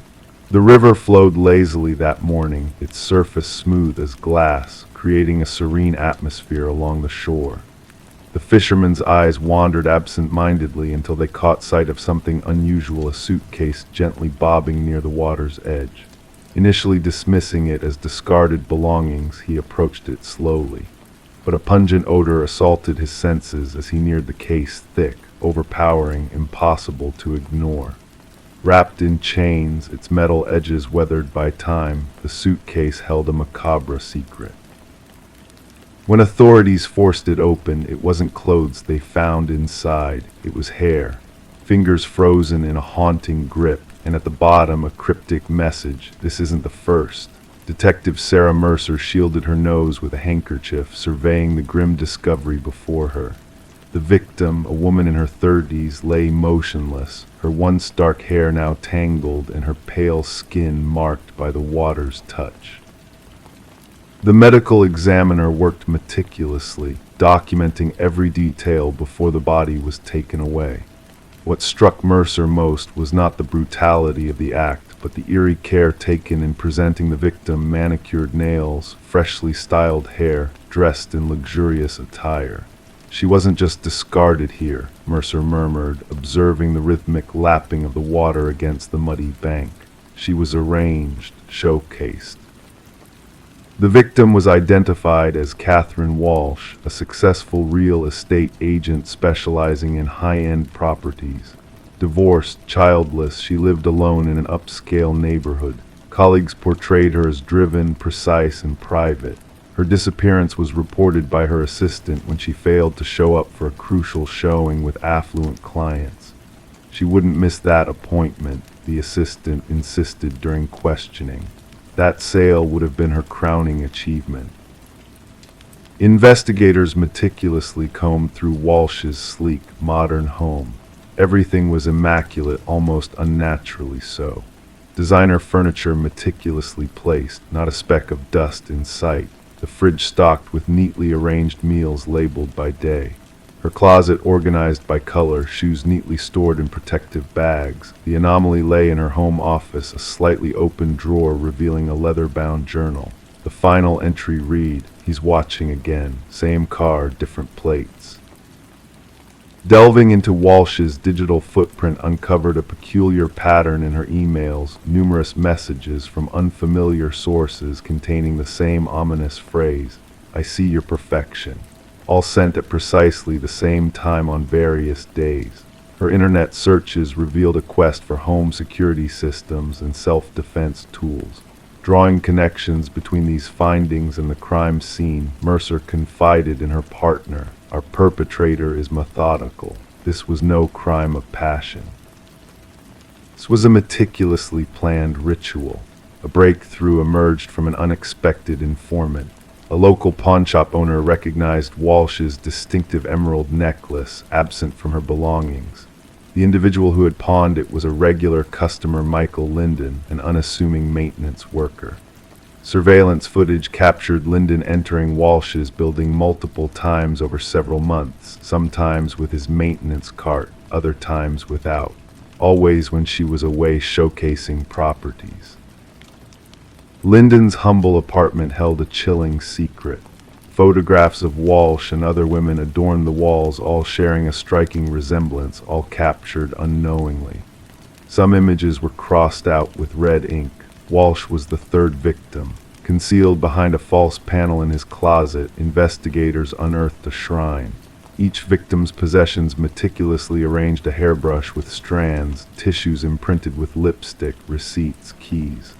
A journal documenting daily habits, preferences, routines. Linden remained composed when brought in for questioning, his tidy appearance and soft-spoken demeanor belying the horrors he had committed. Confronted with evidence, he finally uttered, devoid of emotion, "They were flawed. They presented a facade of flawlessness, but I saw through it. Catherine's desk drawer was always messy. She missed a spot with her lipstick. Her perfection was a facade." The search for the two victims referenced in his note led authorities to remote locations where two more suitcases were retrieved. Inside lay women resembling Walsh, both real estate agents who marketed themselves as perfectionists. During Linden's trial, he sat stoically as prosecutors outlined his meticulous methods. He had stalked each woman, infiltrating their lives, dissecting their routines. Before ending their lives, he corrected what he deemed as imperfections, washing their hair, applying makeup precisely, dressing them in finery. The victims' families watched in silence as the judge sentenced Linden to life imprisonment without parole. For Detective Mercer, the case concluded officially, yet unanswered questions lingered. What triggered Linden's fixation on these particular women? What personal flaw was he attempting to expunge through his heinous acts? The river continued its tranquil journey downstream, erasing all traces along its path. But in the precinct on Mercer's desk lay copies of those chilling journals, reminders that darkness may dwell hidden behind ordinary facades. And sometimes the greatest threats are those concealed in plain sight, observing, waiting for a single imperfection to surface. Story 11: The Enigmatic House. The listing by the realtor made no mention of a basement, and the blueprints gave no hint of its existence. Yet, as the family uncovered a hidden door beneath the old carpet, curiosity mingled with trepidation. A heavy, rusted handle awaited their touch, requiring the combined effort of three to reveal the secrets lying beyond. The musty air that greeted them was thick with the aroma of damp earth, hinting at mysteries yet to be unveiled. Descending the steps into the darkness, anticipation mingled with unease. Storage was expected, but what they found was far more unsettling. A solitary chair stood in the dimly lit basement, a single light bulb swaying above it, casting eerie shadows that danced along the walls. And there a chilling discovery awaited them, a row of photographs depicting scenes from their own lives. The The Mercer family had moved into the suburban property amidst the winter's embrace, seeking character and history within its faded walls. Little did they know the depths of history that lay concealed within, poised to intertwine with their present in unforeseen ways. Detective Sarah Connors, accompanied by her partner, arrived at the property shrouded in mystery. The crime scene unit had already secured the area with fluttering yellow tape, marking the boundary between the ordinary and the inexplicable. Mrs. Mercer's trembling voice had alerted them to the hidden chamber beneath their feet, urging swift documentation before further exploration. Gloved hands expertly handled cameras, capturing the essence of the unknown as the forensic team delved into the enigmatic basement. Within the compact space, concrete walls painted a somber gray enclosed a chair bolted to the floor under the harsh glow of a solitary bulb. The real intrigue lay in the meticulously arranged photographs that adorned the wall, each image a haunting reflection of moments stolen from the family's privacy. No signs of forced entry, no theft, only a chilling invasion of their sanctuary, leaving them adrift in a sea of uncertainty. As the investigation unfolded, each revelation deepened the shadows cast by the house's dark past. Previous owners held keys to the enigma, their fingerprints lingering in the silent corners of the basement. A trail of obscured records hinted at a malevolent force lurking within the very walls of the house, a force determined to unravel the lives of those who dared to call it home. The contractor's disbelief only fueled the growing unease surrounding the house's secrets. Memories extracted from hidden caches revealed a meticulous surveillance operation, orchestrated by an unseen presence that had haunted generations of unsuspecting families. The journal's chilling entries hinted at a deranged mind fixated on the intimate details of lives it had no right to observe. The truth emerged like a specter from the shadows, revealing Edward Kelvin, the elusive architect of the house's secrets, a phantom who had woven himself into the fabric of its very being. His spectral presence, undetected by the oblivious residents, bore witness to their every move, their every whispered conversation. Kelvin's capture unveiled a mind detached from reality, a distorted perception of ownership that blurred the lines between guardian and intruder. Families fled, leaving behind echoes of lives disrupted by an unseen malevolence, their trust shattered by the revelation of their unwitting participation in Kelvin's twisted theater. The trial exposed the house's macabre design, a stage set for Kelvin's voyeuristic obsessions. And as the wrecking ball struck, reducing the house to rubble, the families haunted by its legacy found themselves gazing into the void left behind, questioning the sanctity of their most private moments. The enigmatic house, now a memory buried beneath layers of soil, whispered its secrets to the wind, a cautionary tale of walls that watched and shadows that listened. And in the quiet of the night, those who had once called it home wondered if they had ever truly been alone, or if unseen eyes still lingered in the corners, waiting to reclaim what was never theirs to take. Story 12. The worn envelope exuded an air of antiquity, its corners tinged with yellowing age, yet the stamp displayed a crispness that hinted at recent dispatch. With cautious hands, the detective unfurled its contents. Nestled within was a solitary sheet of paper bearing a message typed in a hurried, erratic script. "I am sorry for what I did." The paper felt clammy to the touch, carrying a faint scent of iron that lingered in the air. It was only upon closer inspection that the detective noticed a reddish smear along the lower edge, distinct from any ink. Detective Sarah Morgan delicately transferred the letter into an evidence pouch, her gloved fingers deftly handling it with practiced precision. The forensic team had already verified her suspicions. The crimson stain was indeed human blood, its DNA matching samples gathered from an unsolved homicide that had plagued the department for years. The victim, a young journalist named Rebecca Warren, had been discovered in her apartment, bearing multiple stab wounds. Her laptop was absent, her notes strewn across the floor, hinting at a possible connection to the story she had been pursuing. Despite exhaustive interviews and extensive investigative efforts, the case had grown cold over time. But now this enigmatic missive had materialized at the precinct, simply addressed to the Homicide Division. The scant fingerprints on the paper and envelope hinted at a careful sender, possibly gloved to avoid detection. The postmark provided a long-awaited lead. Gathering her team in the dimly lit briefing room, Morgan set the letter at the heart of a cluttered board adorned with crime scene snapshots, timelines, and fruitless suspect profiles. "This changes everything," she intoned, her voice a hushed murmur. "Our perpetrator harbors remorse."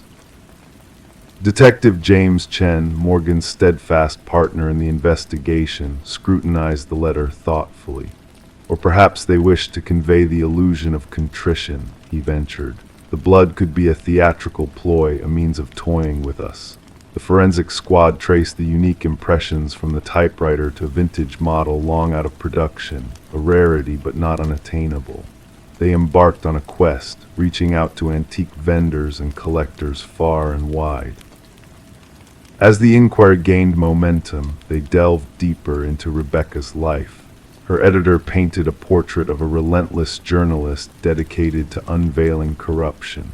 Her latest venture had delved into a prominent family entangled in local politics, embroiled in a feud following the patriarch's demise.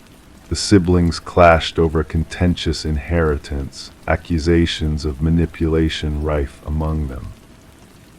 When revisiting Rebecca's boyfriend, Michael Barnes, subtle shifts in his demeanor emerged, evident under the scrutiny of the newfound evidence. Rebecca spoke of a shadow trailing her, he confessed hesitantly.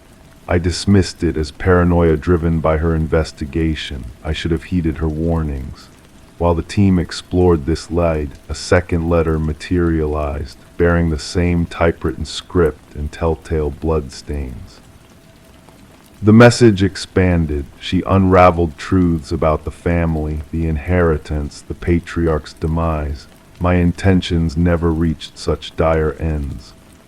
The trail led to the ancestral manor of the deceased patriarch, where the eldest son, Richard, maintained a trove of antiquities, including several vintage typewriters.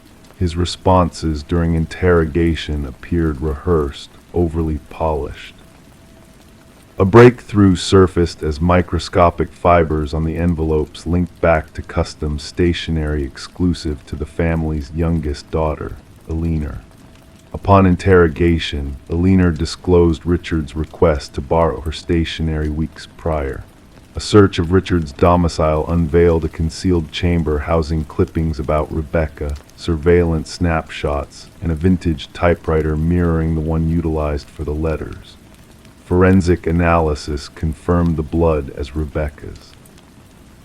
Astonishment rippled through the team upon unearthing the financial transactions between Richard and Michael.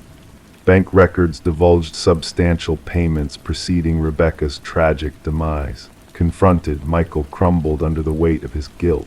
She uncovered evidence of Richard's treachery, poisoning his father for financial gain, he divulged. "I relayed her findings to Richard, believing it would deter her pursuit. I never fathomed he would resort to violence." The puzzle neared completion when Eleanor disclosed a clandestine recording capturing Richard and Michael plotting against Rebecca. Richard's voice resonated with chilling clarity. She must be silenced definitively. In a bid to flee, Richard was apprehended. The prosecution wove a narrative around the letters, the typewriter, the financial transactions, and Eleanor's damning recording. Striking a deal, Michael offered his testimony. Throughout the trial, Richard vehemently professed his innocence, assigning blame to Michael's machinations. Yet the weight of evidence proved insurmountable. The jury swiftly deliberated, rendering a damning verdict of guilt. As Richard was escorted away in restraints, Detective Morgan approached Rebecca's grieving parents, a silent solace offered in the wake of their irreparable loss. The blood-tainted letters lingered in the confines of evidence storage, a poignant reminder that even the most meticulously orchestrated crimes leave behind traces. Remorse, whether authentic or strategic, emerges as the downfall of those who believe themselves architects of the perfect crime. The saga of Rebecca Warren emerged as a cornerstone in detective lore, imparting a timeless lesson to burgeoning investigators that breakthroughs can stem from humble relics like an archaic typewriter, underpinned by the burden of guilt that shadows a killer's conscience. Story 13. In the quiet town, there was a house forgotten by all, nestled at the edge of the woods.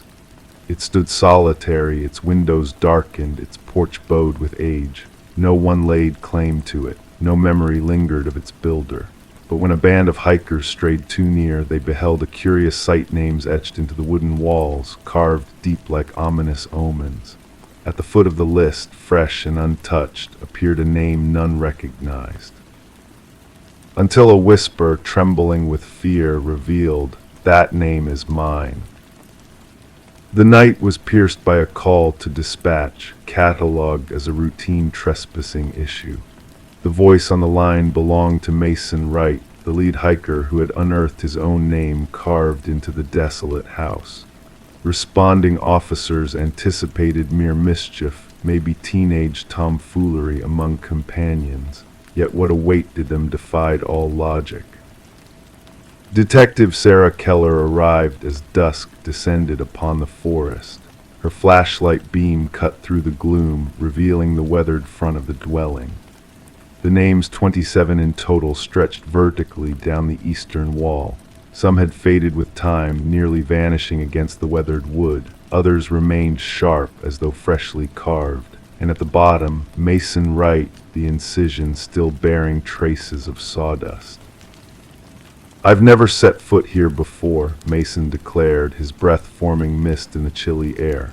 "I can't fathom how anyone would know my name." The inquiry commenced with background checks on each listed name.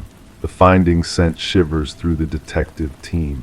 Every name matched a person reported missing over the past 40 years. Some cases had gone cold, others remained open, but all shared a chilling detail: the individuals had vanished while hiking alone. Forensic experts meticulously documented each carving, noting the depths, techniques, and weathering patterns. The oldest name, Rebecca Hansen, aligned with a missing persons case from 37 years ago. Records narrated a young woman who ventured into these very woods, never to return. Search parties uncovered nothing save for a lone hiking boot near a stream. Detective Keller extensively interviewed Mason. His account remained unwavering. He had no ties to the area beyond the hiking trip with his college friends. They had chosen the trail randomly, guided by an online suggestion. Nothing in his background linked him to the other names adorning the wall.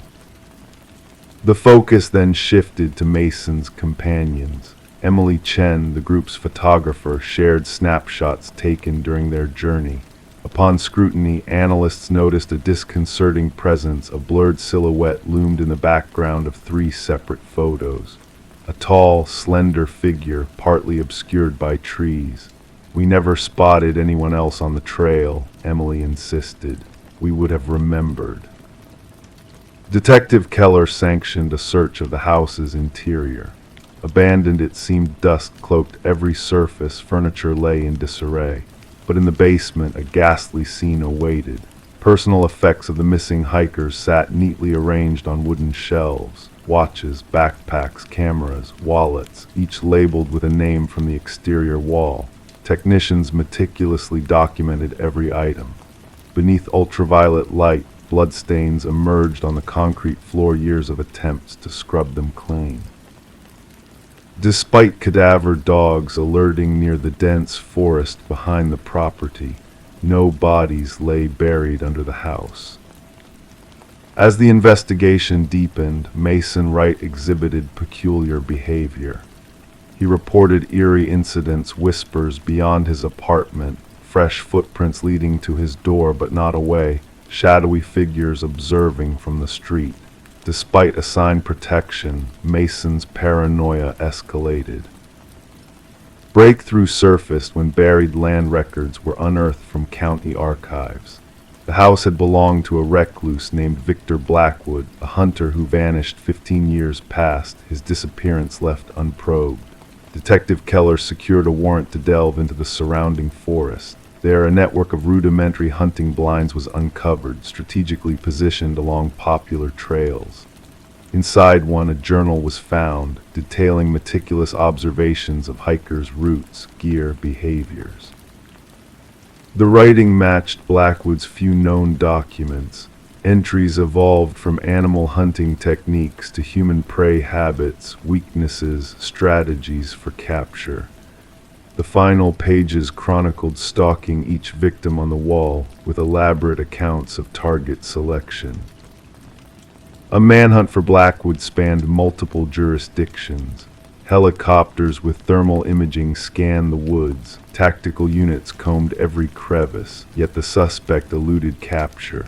Mason ceased answering calls.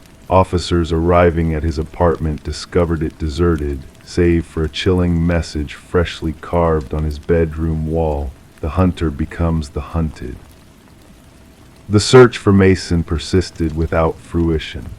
During a subsequent sweep of Blackwood's house, technicians stumbled upon a gruesome find. Behind a false wall in the basement lay a workshop stocked with woodworking tools, wood preservatives, and a freshly carved piece bearing a new name, that of the lead forensic technician who was absent that day.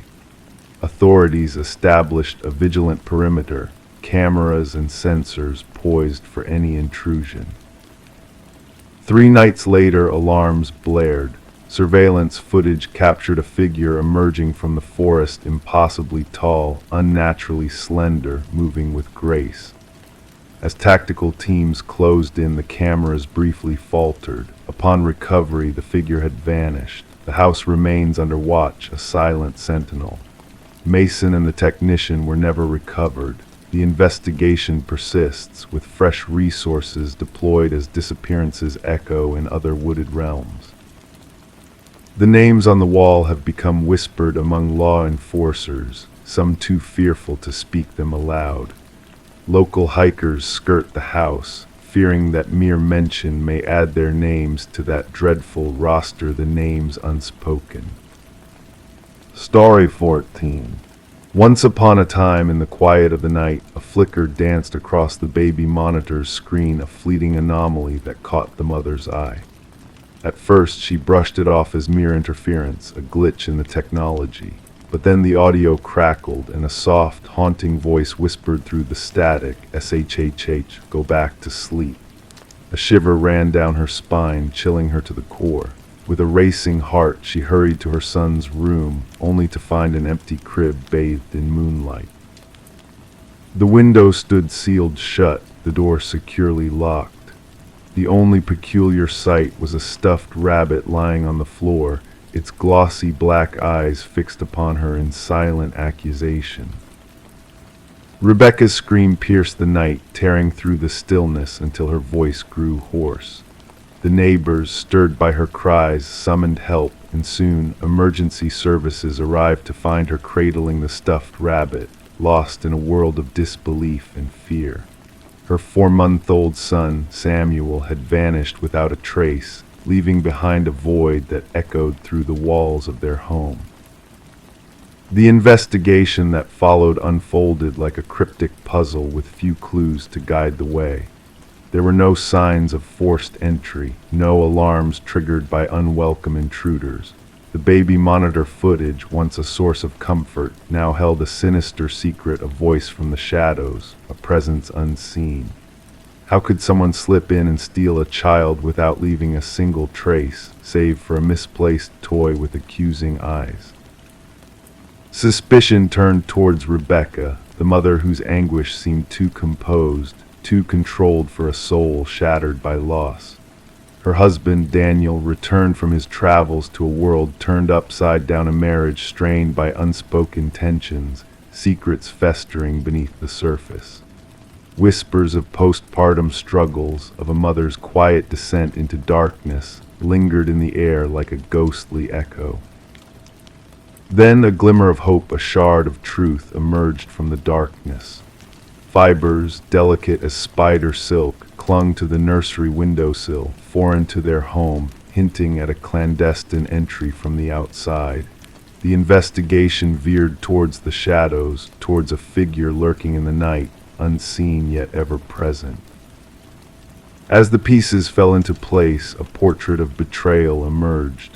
Daniel, with hands marked by secrets, harbored a past veiled in shadows.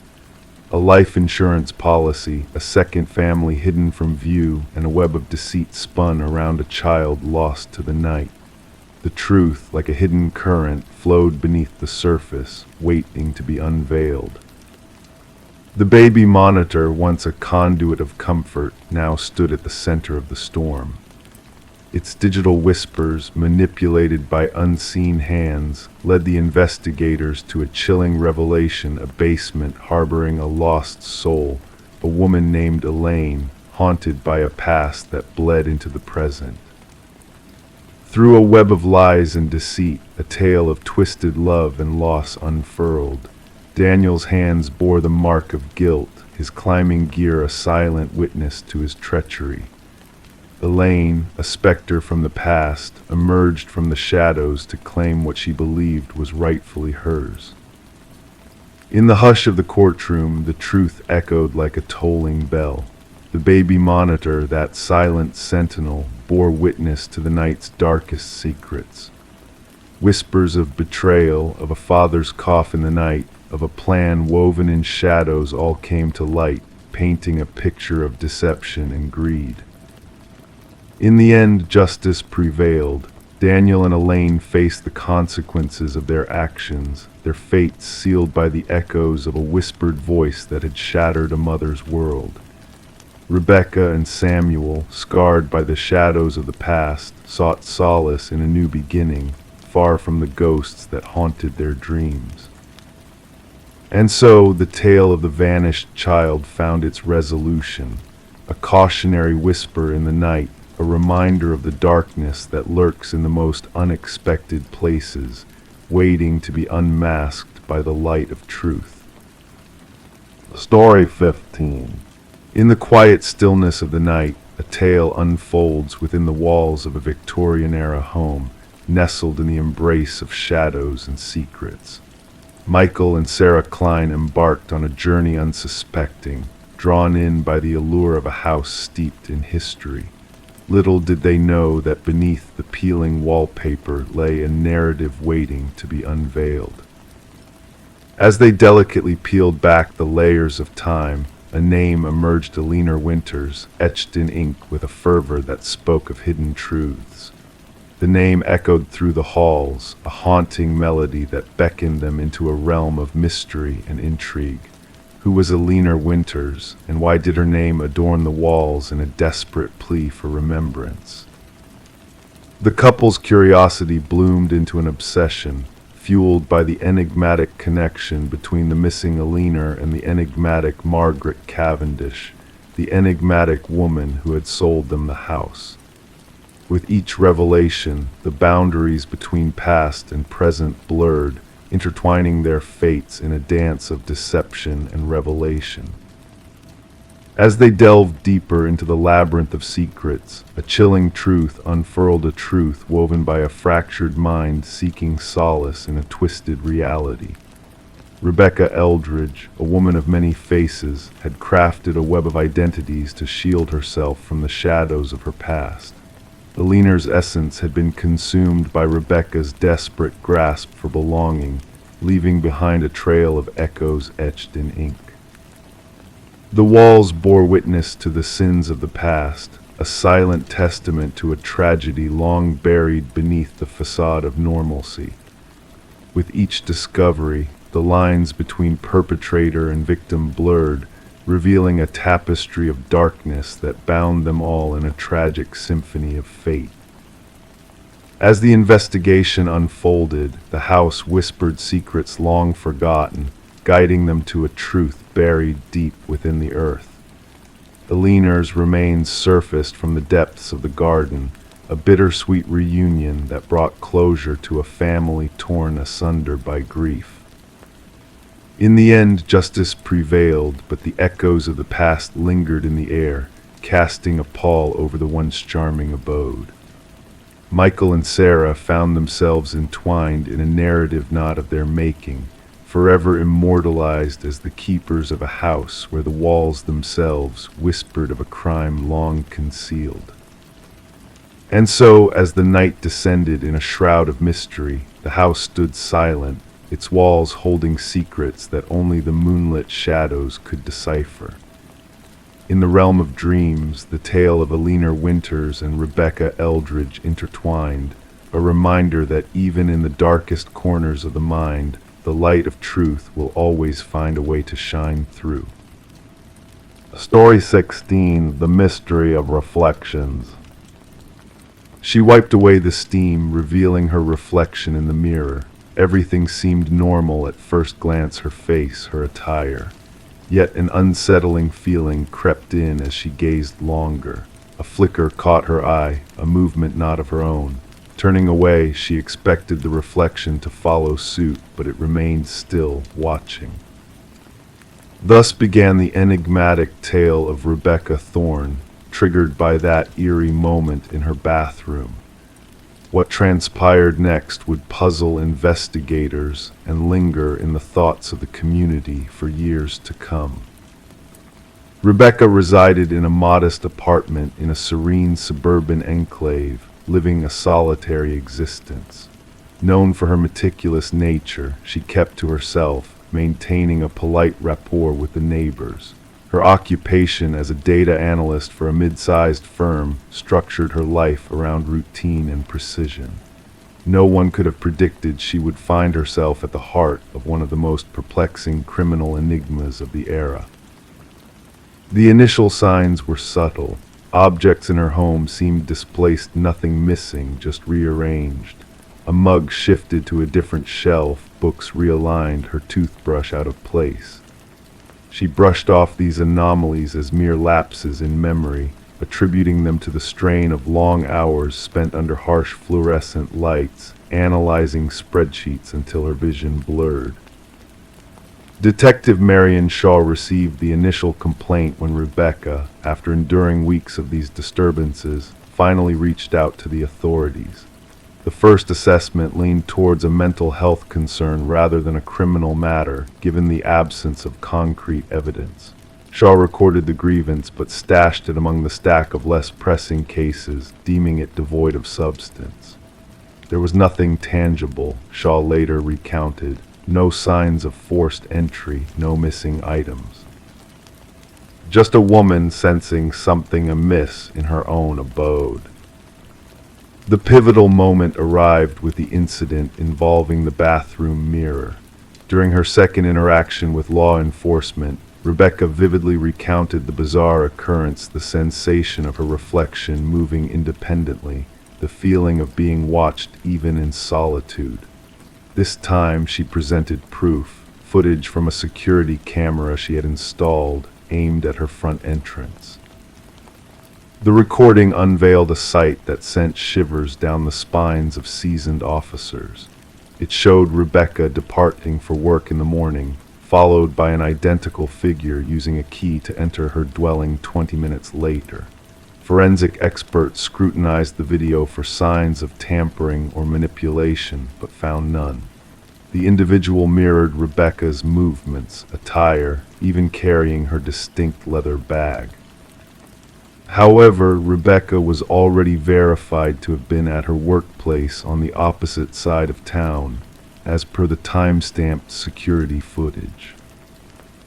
"We're facing a doppelganger scenario," Detective Shaw informed her superiors.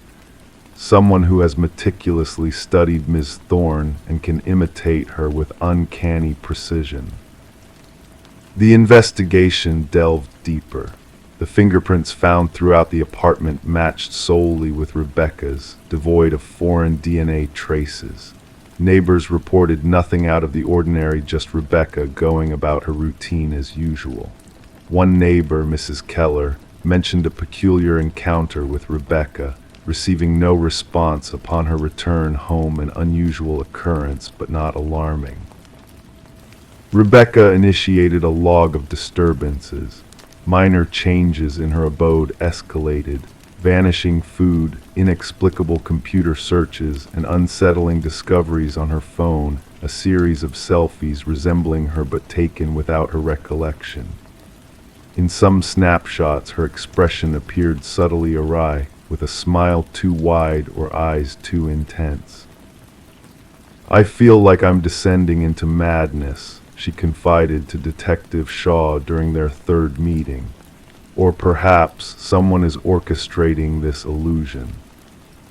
A breakthrough emerged as investigators discerned a pattern in the security footage. The doppelganger only infiltrated the residence during Rebecca's absence for specific engagements, therapy sessions, yoga classes, Sunday morning grocery trips, predetermined activities with foreseeable durations. "Someone is intimately acquainted with your routine," Shaw elucidated. "This isn't happenstance, it's targeted surveillance and infiltration." A forensic psychologist posited that they were dealing with a fixation case, an individual fixated on assuming Rebecca's identity, possibly aiming to supplant her entirely. Such occurrences, though rare, were documented in psychological archives. The perpetrator often underwent a psychological rupture, fixating on a victim who symbolized traits they coveted: stability, beauty, success, normalcy. The investigation honed in on a former co-worker of Rebecca's, Lily Winters, who had been terminated due to escalating erratic behavior.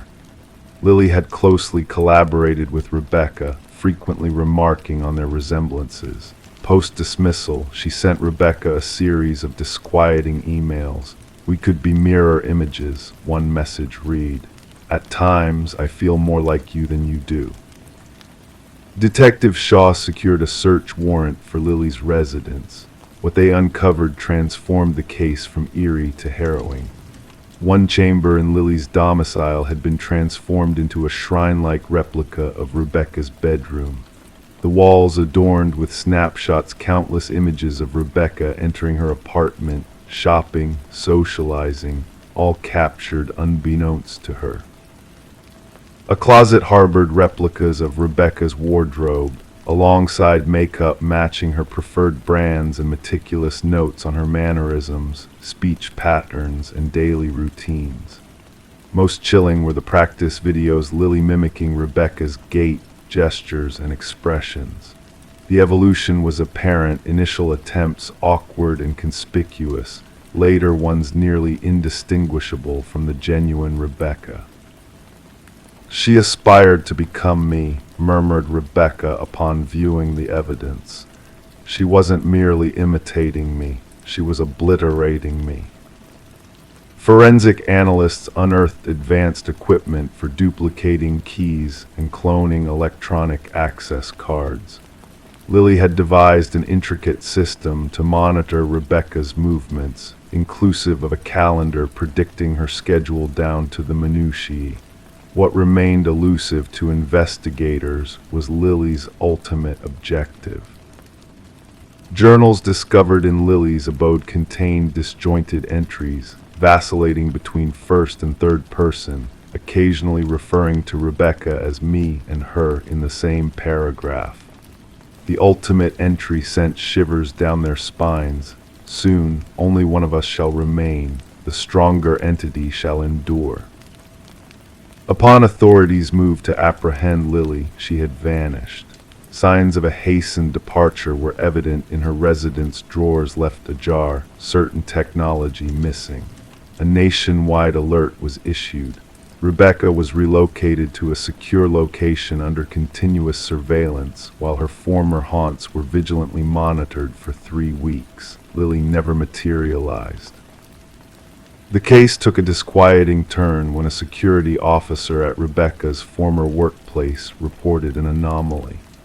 Rebecca had been sighted entering the building despite being on leave. Surveillance footage corroborated the account. An individual mirroring Rebecca's appearance had accessed the premises using a valid ID card, proceeded to her previous workstation, and spent 40 minutes perusing her files before departing.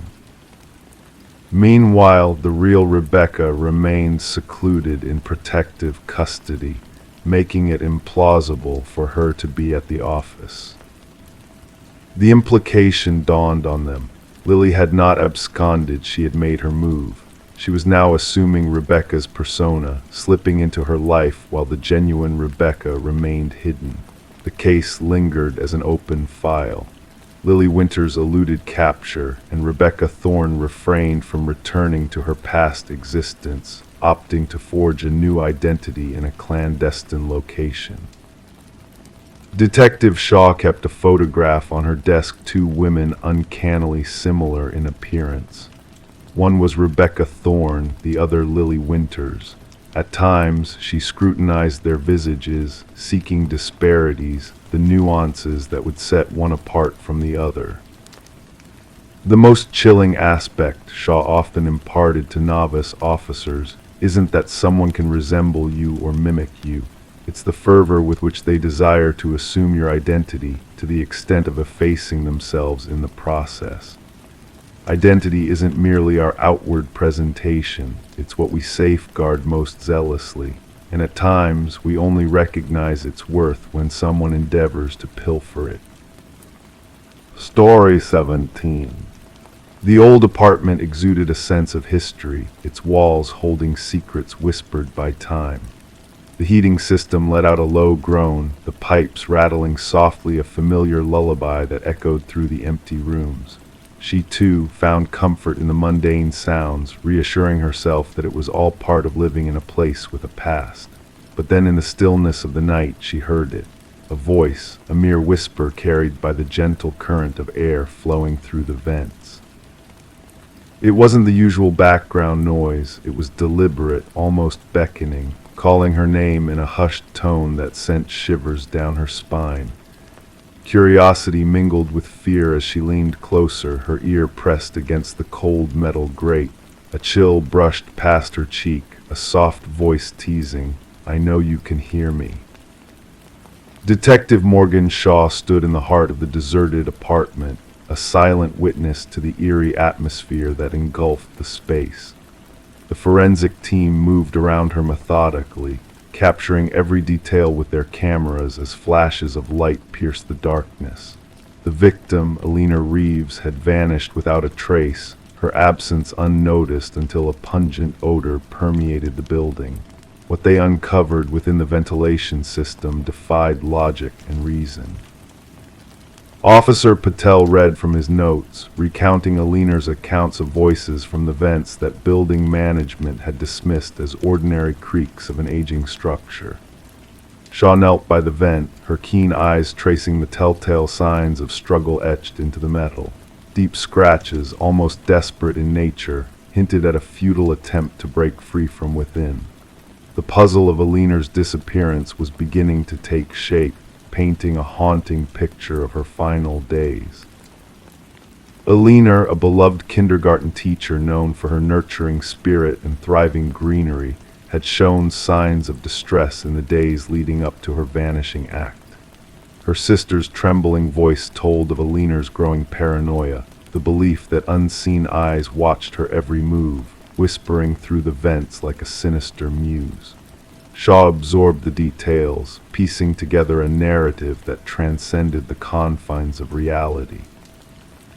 As the investigation unfolded, new revelations came to light. Fibers from Alina's clothing trapped in the vent, a mysterious fingerprint on the inside of the cover, and chilling audio recordings from her phone painted a chilling portrait of a presence lurking in the shadows. The building itself held a dark history, with tenants fleeing in haste, haunted by spectral whispers that crept through the walls.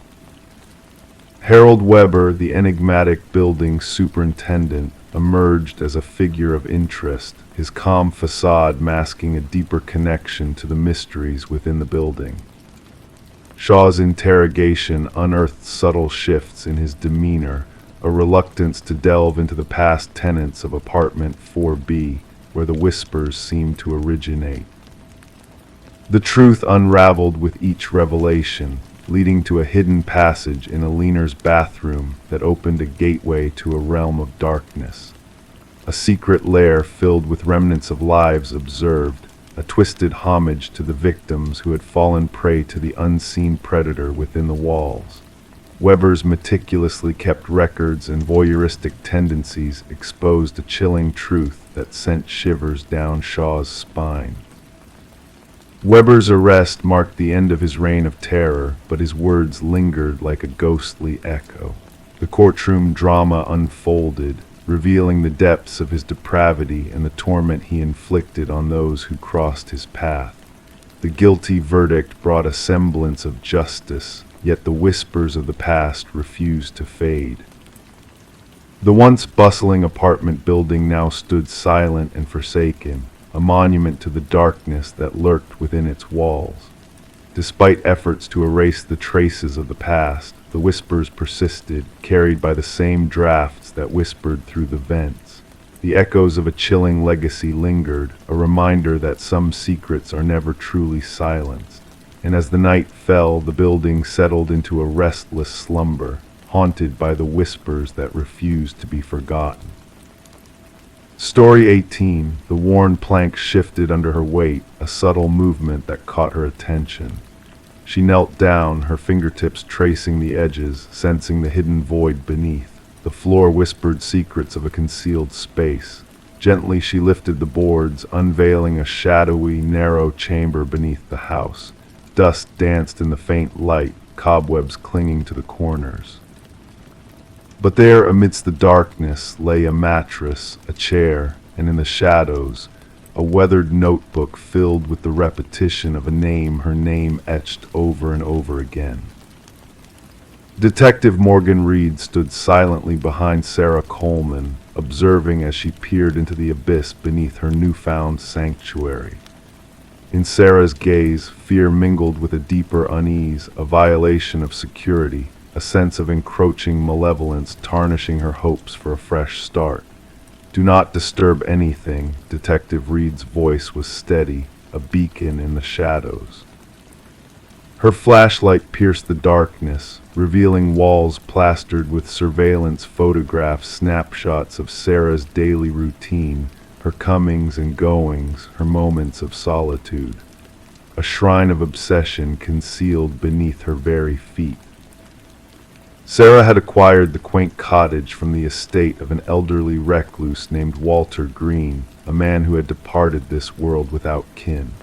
The property had stood vacant for months, its listing boasting of charm and minor renovations, yet no mention was made of the hidden chamber lurking below. "I never met him," Sarah's voice trembled. "The previous owner, the neighbors claimed he kept to himself. I was told the basement access had been sealed off long ago." That's what the inspection report stated. The arrival of crime scene investigators echoed through the house, their equipment clattering against the wooden floors. They meticulously documented the scene, collecting evidence and unearthing the mattress, chair, and notebook from the clandestine chamber. Forensic analysis uncovered a multitude of fingerprints belonging to Walter Green, scattered throughout the hidden space. What unsettled the investigators most was the timeline they reconstructed. Walter had been surveilling Sarah for over 3 years before his demise, a shadow in her periphery, a ghost of obsession. The fixation likely progressed, the department's psychologist's words hung heavy in the air. Moving from fantasy to meticulous preparation, the hidden room implies a sinister intent. Detective Reed's investigation veered into unforeseen territory upon interviewing Walter's former coworker from the local shopping center's maintenance department. The man squirmed under her scrutiny, his wedding band a nervous talisman. Walter spoke of her at times, he confessed. Said she reminded him of someone. I thought it was harmless infatuation. I never imagined. His voice trailed off, lost in regret. A warrant granted access to Walter's untouched workplace locker, revealing a key that unlocked a storage unit registered in his name. With a grinding protest, the metal door revealed a chilling sight, a meticulous replica of Sarah's former abode. Furniture mimicked her possessions, a mannequin posed in eerie resemblance, a calendar marked with a crimson circle, a single word scrawled across it, together. The date, a mere week after Walter's untimely demise. Investigation unveiled Walter's institutionalized past, a history of fixation on a teacher diagnosed with erotomania. Released into society, he lived decades undisturbed until Sarah unwittingly triggered his dormant obsession.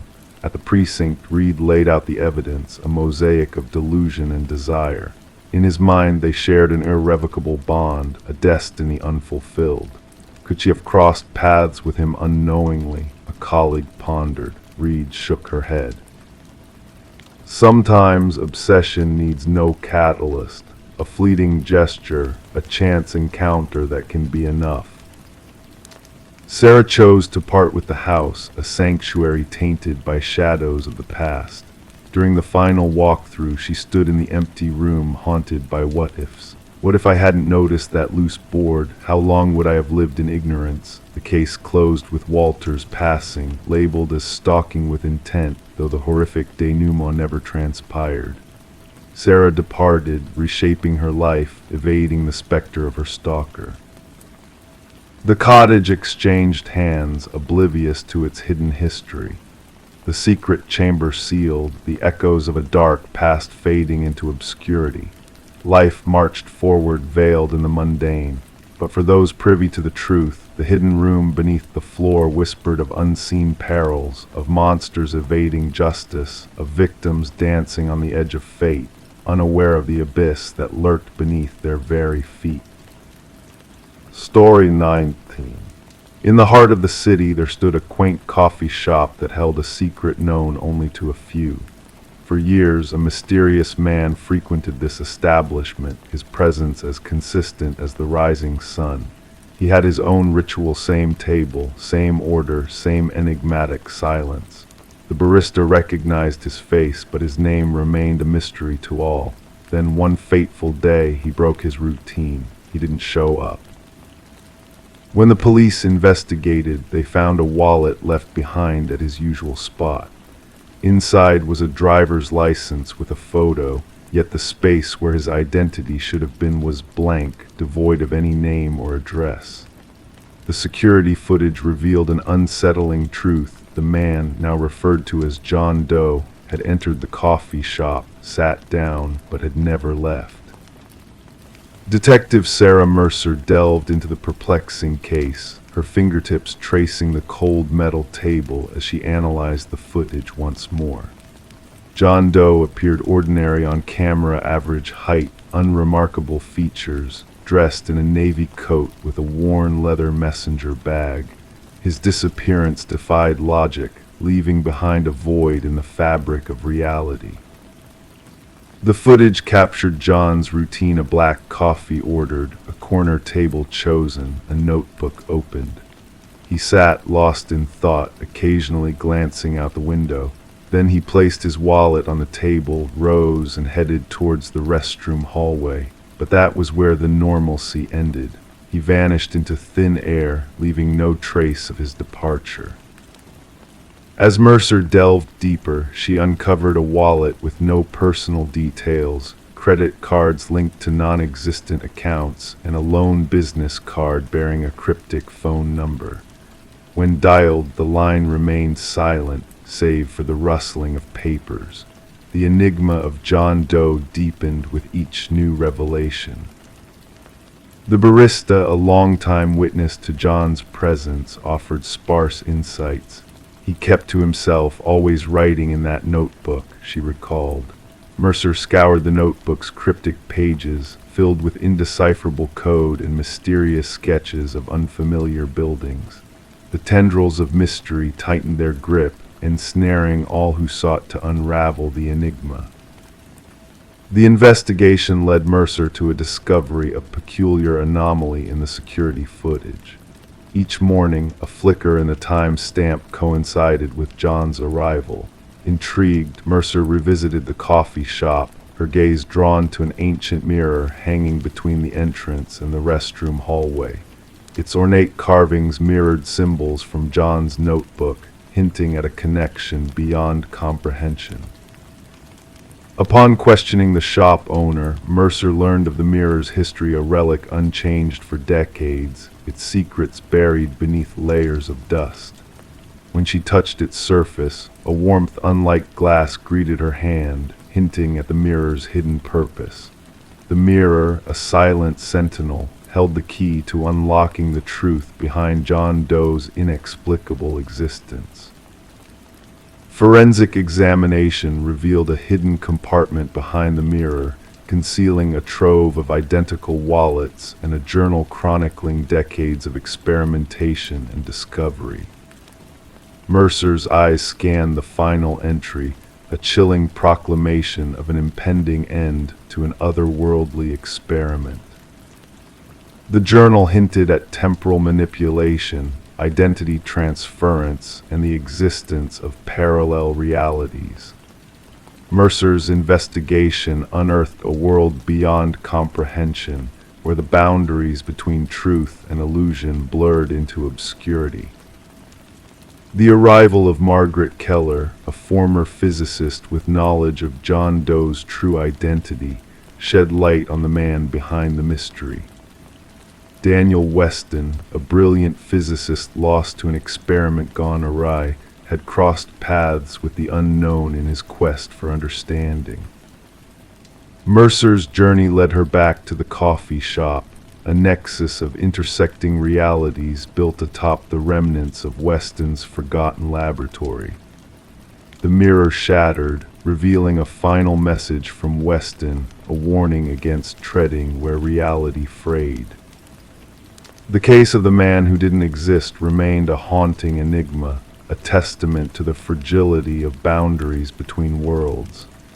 The coffee shop, a sanctuary of secrets, faded into memory, its secrets buried beneath the rubble of progress.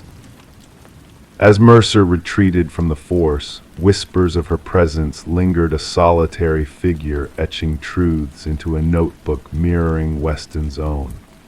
The fragment of the antique mirror hung on her wall, a silent witness to the mysteries that eluded explanation. The tale of John Doe, of Daniel Weston, of the man who dared to traverse the boundaries of reality, echoed through the city, a whispered legend of a man lost to time, forever trapped between worlds. Story 20: The Enigmatic Victorian House. She crossed the threshold, disturbing the thick dust that danced in the stagnant air. The abandoned house stood frozen in time, its peeling walls and shrouded furniture telling tales of neglect. Each step she took felt like a journey through a moment suspended in eternity, a moment that held a peculiar mystery. Every door she opened, every corridor she ventured into, led her back to the same room, the parlor. A strange loop that defied logic, trapping her in a perplexing maze where escape seemed impossible. The house of Morgan Pierce, once a mere curiosity, now bore witness to a tragic event. Detective Sarah Lynn stood at the entrance, observing the forensic team as they moved silently through the darkened interior like specters. This Victorian abode had gained a reputation among the locals, a place where compasses spun aimlessly, and whispers of unseen watchers lingered in the air. But now it harbored secrets far more sinister than mere superstitions. The initial examination indicates a time of death around 3 days ago, the medical examiner murmured, his words barely audible in the heavy silence. Asphyxiation appears to be the cause. Morgan's lifeless form had been discovered in the parlor, seated serenely in an antique chair, her gaze fixed on the entrance as if awaiting a visitor. No signs of struggle, no marks of violence. The scene exuded a chilling tranquility that sent shivers down the spines of even seasoned investigators. "Who found the body?" Lind inquired, her gaze scanning the notes before her. "A real estate agent showing the property," her partner replied. They stumbled upon her, thinking she was an intruder until they drew closer. The house had remained uninhabited since the passing of its previous owner, Eleanor Blackwood, years ago. Legal battles had left it abandoned, unwanted, a relic of the past frequented only by trespassers seeking thrills. Morgan Pierce, a young scholar of architecture, had been drawn to the enigmatic Victorian for her research. Her friends spoke of her meticulous nature, her drive, and her fascination with spaces that defied convention. The allure of the house, with its reputation for disorienting those who dared to enter, had proved irresistible to her. Her roommate reported her missing 2 days prior, Lind remarked. Morgan had mentioned investigating the house where one loses their way for her studies. As the investigation unfolded, a pattern emerged: Morgan's repeated visits to the house, her notes detailing peculiar acoustic phenomena, chilling cold spots, and doors that led to ever-shifting chambers. In her final entry, she spoke of bringing specialized equipment to document what she termed spatial anomalies, equipment that was conspicuously absent from the scene. The autopsy unveiled a startling revelation: traces of a rare alkaloid in Morgan's system, a substance linked to shamanic rituals known to induce disorientation and vivid hallucinations, though not in lethal doses. She wasn't one to indulge in recreational substances, her boyfriend asserted. Morgan was rigorous in her methods. She wouldn't have jeopardized her senses knowingly. Deleted messages retrieved from Morgan's phone hinted at clandestine conversations with a kindred spirit, someone who shared her fascination with the house, someone who hinted at understanding its enigmatic nature. Their exchanges grew increasingly intimate and cryptic, alluding to the house holding untold secrets. The trail led Lynn to Adam Reeves, an architectural historian who had engaged in correspondence with Morgan. His expertise in rare spatial phenomena had captivated her, leading their professional rapport to evolve into a more personal connection. Reeves, devastated by Morgan's demise, spoke of the house's reputation for optical illusions and deceptive designs, a place that transcended mere trickery. However, Reeves' alibi for the time of Morgan's death checked out, supported by security footage of him lecturing at a university miles away. A breakthrough emerged from an unexpected source: Eleanor Blackwood's grandson, residing overseas. He divulged a long-held family secret, speaking of past tragedies within the house, deaths marked by a serene countenance and an eerie peace. The family referred to it as the Claiming, a mysterious force that beckoned souls to surrender. Handed down through generations were journals documenting these inexplicable deaths, attributed initially to natural causes. The common thread: prolonged exposure to the house, culminating in a fatal embrace of the influence. A subsequent search uncovered a concealed compartment behind the parlor's hearth, revealing Morgan's missing equipment alongside a trove of artifacts from diverse cultures, arranged meticulously around a weathered figurine embodying a deity of liminal spaces, the realm betwixt worlds. Traces of the alkaloid matching Morgan system adorn these relics, hinting at a deeper connection. A revelation surfaced as forensic analysis unveiled foreign fingerprints throughout the house, distinct from Morgan's or any known visitors. A spectral presence lingering in the shadows, a silent witness to the unfolding tragedy. Weeks into the inquiry, Adam Reeves met a fate akin to Morgan's, found at peace in his residence, the alkaloid tainting his system, a key clutched in his grasp that unlocked the hidden sanctuary within the Victorian. In his final testament, Reeves penned words of revelation, of the house's grip not physical but perceptual, a place that warped one's sense of direction, coaxing them into a labyrinth of illusion and truth, a place where escape was possible once enlightenment dawned, but by then, departure held no allure. The case, shrouded in enigma, remained open, designated as suspicious deaths under scrutiny. The Victorian, now condemned and off-limits, whispered tales of lights flickering on moonlit nights and of souls who ventured in but never departed.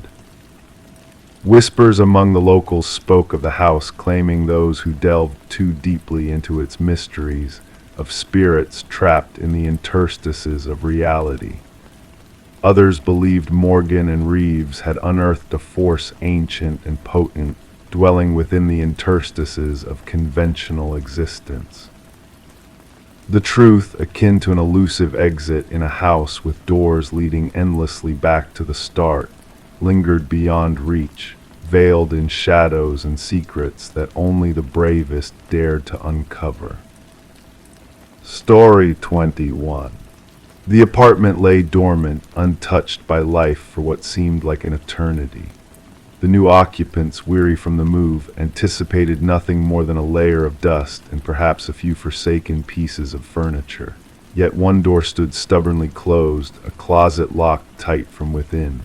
When the landlord finally pried it open, the tenants braced themselves for musty coats or discarded knickknacks, but what greeted them was far more chilling. The walls bore witness to a haunting tale deep, jagged scratches etched into the wooden surface, a silent plea for freedom. Nestled in the corner, an ancient flip phone lay dormant, its screen illuminated by a lone, unread message. Detective Morgan Shaw, seasoned in her career of unraveling mysteries, felt a shiver crawl up her spine at the sight. Not a drop of blood in sight, no overt signs of violence, yet the desperation in those scratch marks spoke volumes. "We need forensics on site immediately," she instructed her partner, Officer Reed, who was busy capturing the eerie scene through his camera lens, "and fetch me the records of the previous tenants." The message on the phone ominously declared, "I know what you did." The landlord, a man of fidgety nerves and clammy palms, recounted how the previous tenant had vanished without a trace, leaving rent unpaid. A young woman kept to herself, disappeared about 6 months ago, he muttered, his gaze skirting away from the closet, never caused any trouble. Forensic analysis unveiled a macabre truth, traces of blood entwined with the scratch marks on the walls, most matching the DNA of the missing tenant, Emma Caldwell, a 28-year-old who had been reported missing by her workplace. Yet amidst the familiar DNA, 2 samples stood out, one unidentified in the system, the other belonging to a man declared dead 2 years prior.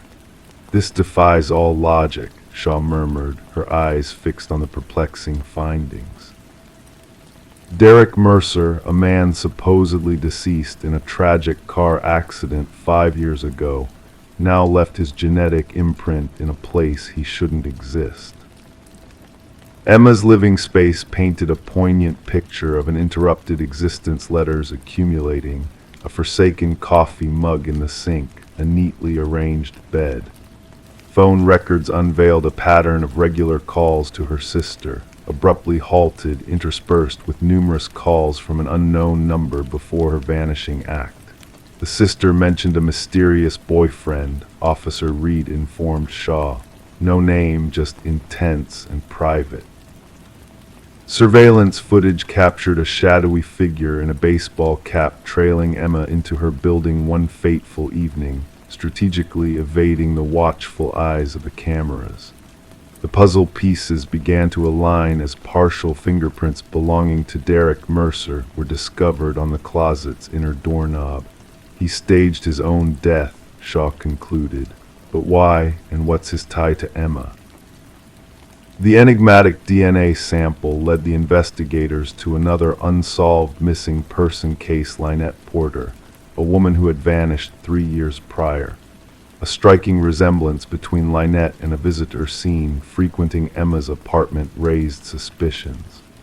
Through meticulous scrutiny of traffic camera footage, a pattern emerged: a vehicle linked to Derek Mercer's family repeatedly skulking around Emma's residence, with a driver matching Derek's description.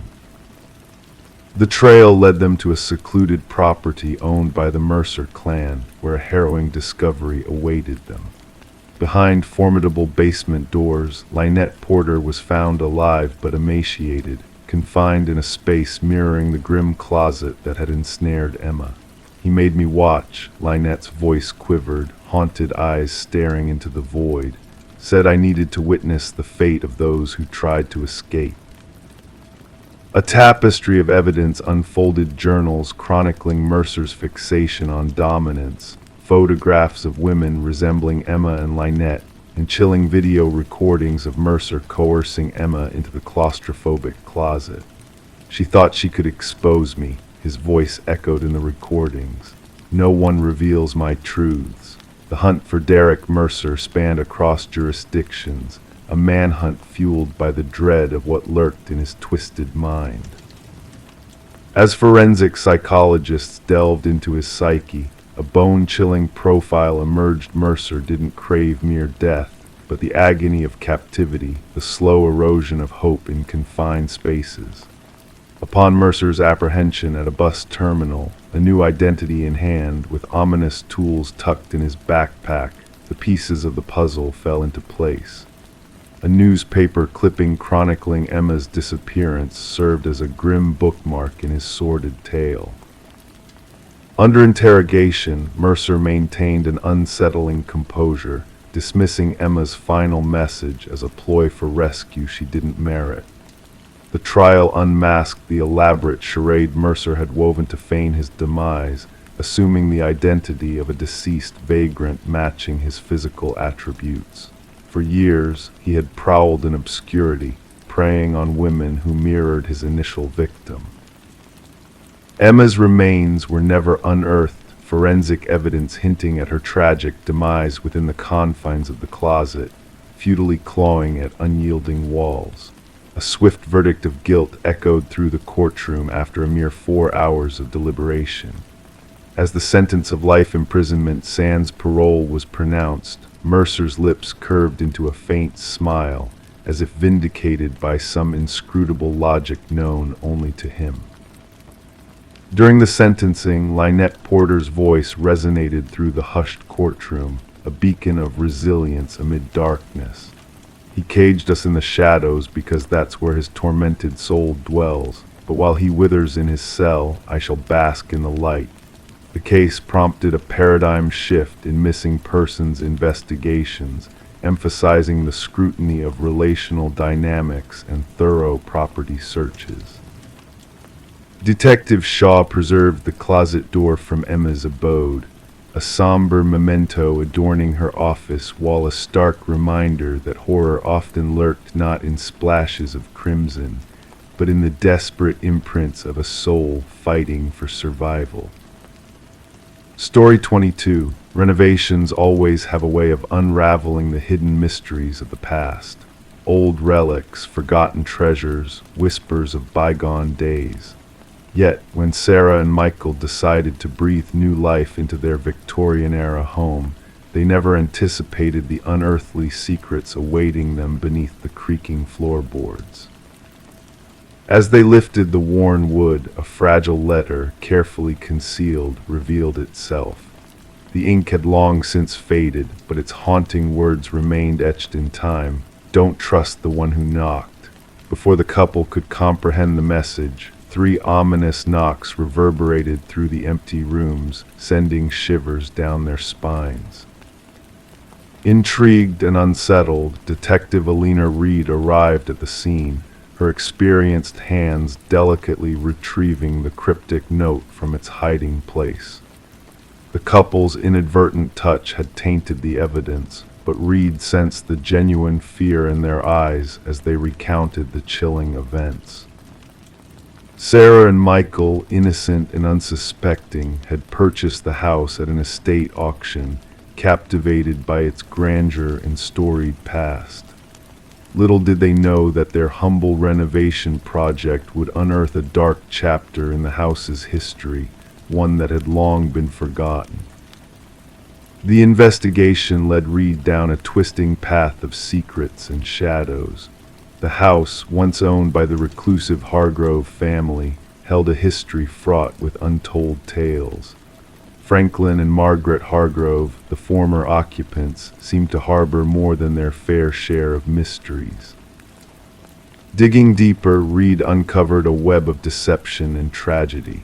Franklin, a respected teacher turned recluse, had a dark secret crippling gambling debts that attracted the attention of a ruthless loan shark known as Victor Mercer. The collector, as he was ominously called, had a habit of knocking 3 times, a foreboding signal of impending doom. Margaret, caught in the crossfire of her husband's sins, lived in fear of the collector's relentless pursuit. Desperate to protect Franklin, she bore the burden of his crimes, her once peaceful life turning into a nightmare of deceit and paranoia. The truth, buried beneath layers of deceit, finally came to light as Reed and her team uncovered a grim secret hidden beneath the house, a skeleton, a silent witness to a long-forgotten crime. The remains of Victor Mercer, the elusive loan shark, revealed the tragic end of a chapter marred by greed and betrayal. As the case unraveled, Margaret's diaries emerged from the shadows, shedding light on the harrowing ordeal she endured. The relentless knocking, the constant fear, the burden of a dark secret, all woven into the pages of her confessions. The house, tainted by the echoes of the past, stood as a silent witness to the tragedies that unfolded within its walls. Sarah and Michael, unable to bear the weight of its haunted history, chose to part ways with the house, leaving it abandoned, a solemn reminder of the darkness that lurked within. And so the house remained empty, a silent sentinel to the mysteries that lay buried beneath its foundations. Whispers of ghostly knocks in the dead of night fueled local legends, a chilling reminder of the lingering presence of those who had come before.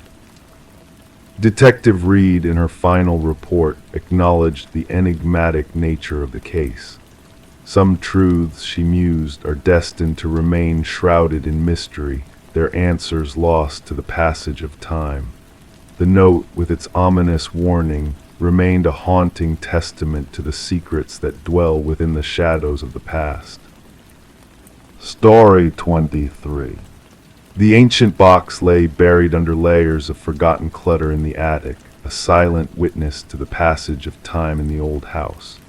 Among its contents were faded Polaroids, capturing memories of joyous occasions and family gatherings. Each photo whispered tales of normalcy and innocence until she stumbled upon the last one. It depicted her very own living room, the familiar couch, the familiar curtains. Yet the family posing there was unknown to her. And lurking in the shadows behind them, barely visible in the dim light, stood a man watching. Rebecca felt a shiver crawl up her spine as she scrutinized the photograph. Her fingers quivered ever so slightly, causing the edges of the Polaroid to vibrate. The family in the picture, a woman with honey blonde locks, a man with thick-rimmed glasses, and 2 children beamed at the camera, oblivious to the figure lingering just steps away in the darkness. Their smiles frozen in time, blissfully unaware of the danger looming close by. Descending the creaking wooden stairs, Rebecca carried the photo to the kitchen, her heart heavy with unease. The house had always felt vast, empty since she had moved in 4 months ago, but now it seemed to constrict around her, suffocating her with its silent mysteries. Placing the photograph on the cold kitchen counter, she gazed at it under the harsh glare of the fluorescent light. The resemblance between her home and the strangers in the image was uncanny. The familiar archway leading to the hallway, the intricate crown molding, the bay window that welcomed the morning sun. This was undeniably her house, yet these faces were foreign to her. Enter Detective Morgan, clad in a weathered leather jacket that bore witness to countless investigations. His deep-set eyes, sharp and all-seeing, studied the photograph with a methodical gaze.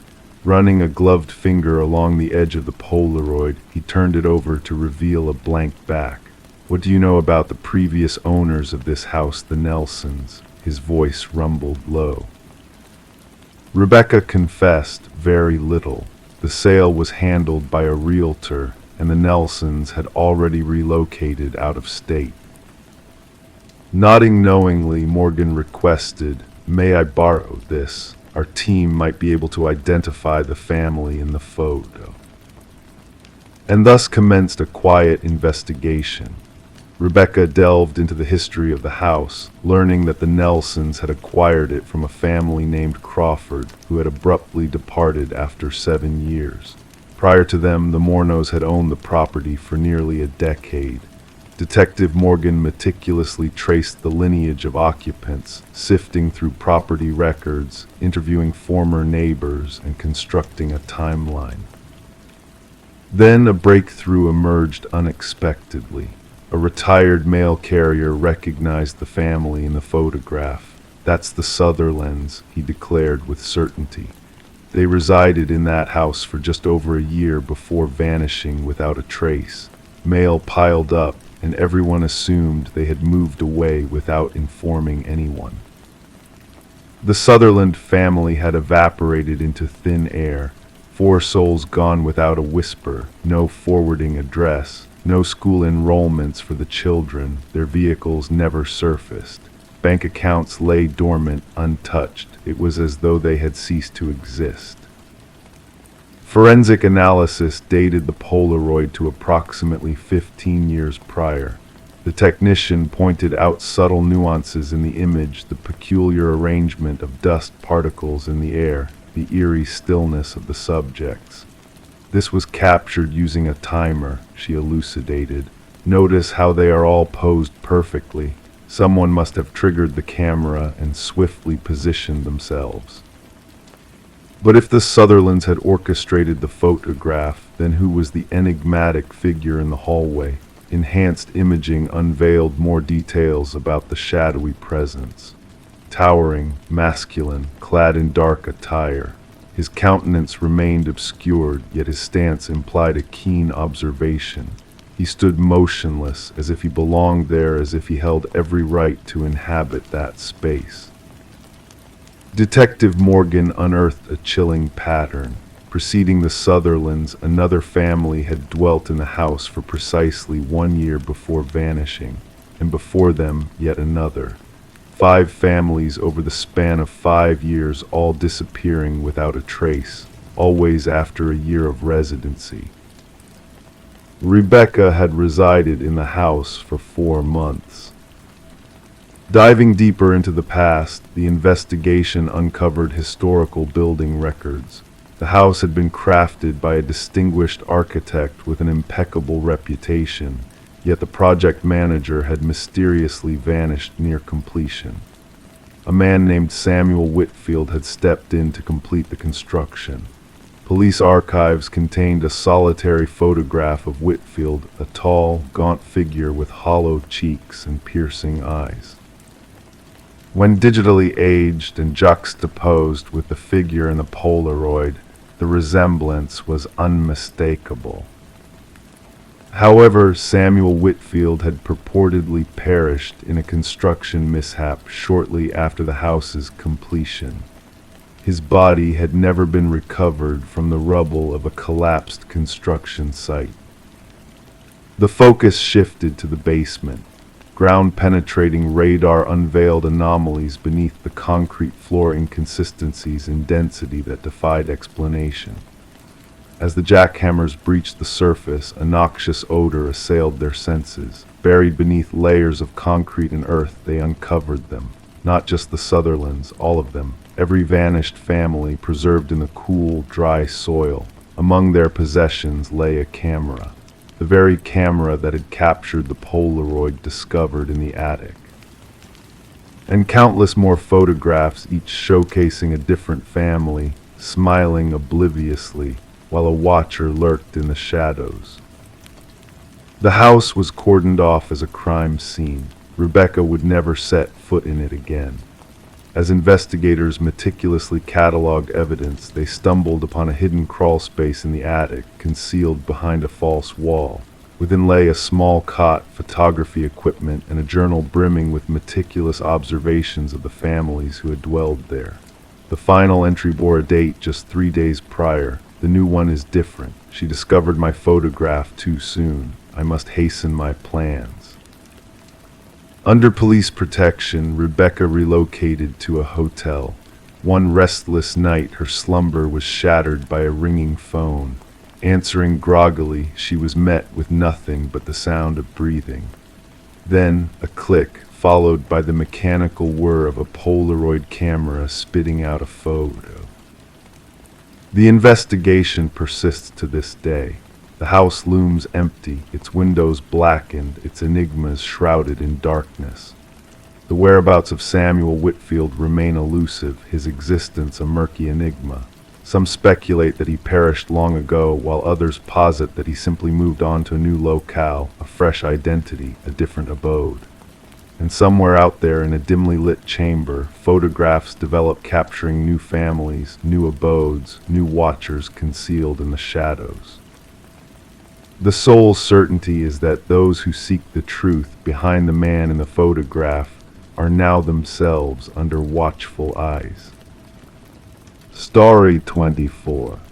The aging apartment held its secrets, whispering pipes, creaking floorboards, but the new tenant sensed a difference in the night sounds. The footsteps above were too deliberate, too steady for a building settling into its age. They traversed the floor above her, slow and measured, though she lived on the topmost floor. One night, emboldened by curiosity, she tapped the ceiling with a broomstick. The sound ceased. Silence enveloped her, only to be broken by a single knock from within the ceiling itself. Sarah Coleman chose to keep the strange incident to herself, attributing the sounds to the building's settling or perhaps a stray animal seeking refuge in the attic. Night after night, the footsteps persisted, tracing invisible paths across her ceiling in the enveloping darkness. She adapted, turning up the volume on her television, wearing headphones to bed, anything to mask the methodical footfalls echoing above her. Detective Morris was drawn into the mystery when a maintenance worker stumbled upon a hidden crawlspace while attending to routine repairs. Removing a section of drywall outside Sarah's apartment to repair a leak, the worker uncovered a narrow passage not accounted for in the building plans. Illuminated by a flashlight beam, the passage revealed a makeshift living space, a clutter of food wrappers, water bottles, a soiled blanket, and a small notebook. Alarmed, the building superintendent alerted the authorities. Arriving with his partner, Detective Rivera, Detective Morris found the maintenance worker visibly shaken. "Someone's been living in the walls," he repeated, his voice trembling. "Someone's been watching." The notebook held meticulous records of Sarah Coleman's life, her daily routines, visitors, meals, TV shows, even the timing of her showers and sleep. The handwriting, initially neat, spiraled into chaotic scribbles towards the end, with strange symbols adorning the margins. "The subject no longer responds to my signals," the final entry read. "She has chosen to ignore me." No one ignores me. Forensic teams scoured the crawl space, uncovering fingerprints unmatched in any database. They unveiled a network of passages interwoven within the building's walls and ceilings, some dating back decades. These passages linked 5 different apartments, culminating in observation points disguised as innocuous fixtures within one unit, Sarah Coleman's. Interviews with current residents yielded no unusual accounts beyond typical apartment noises. Former occupants, however, revealed unsettling experiences. 3 prior tenants of Sarah's apartment spoke of feeling watched or hearing unexplained movements, with one departing after a mere fortnight. Fearful of being labeled paranoid, none had reported their encounters. The case took a chilling turn as forensics unearthed microscopic blood traces within one of the crawl spaces, matching Martin Weaver, a former resident who had vanished mysteriously 4 years earlier. Martin had resided directly below Sarah's apartment. Delving deeper into Martin's disappearance, Detective Morris uncovered neighbor accounts of Martin complaining about noises emanating from the apartment above occupied by a reclusive individual named Edward. Following a confrontation with Edward, Martin vanished, and the elusive tenant departed soon after, leaving no trace. A pattern emerged as investigators traced Edward's history, revealing a penchant for residing in top-floor units, maintaining minimal social connections, and vanishing without notice after a brief stay. A neighbor from Edward's past residence described him as intense, fixated on the need for silence. A breakthrough came with the discovery of rural property owned by Edward, where a cabin harbored a trove of unsettling finds: photographs of apartment residents, blueprints of ventilation systems, and detailed journals chronicling observations and habitat maintenance. A corkboard displayed missing persons reports, 6 in total, all former residents of buildings Edward had inhabited. Cadaver dogs led investigators to freshly disturbed earth behind the cabin, revealing multiple graves. As forensic experts worked to identify the victims, Detective Morris revisited Sarah's building. Though the crawl spaces had been sealed, residents reported sporadic noises. During security system installations, maintenance workers stumbled upon a second notebook concealed at the ceiling wall juncture, an eerie message inscribed on the first page. "They found my old nest, but not my new one."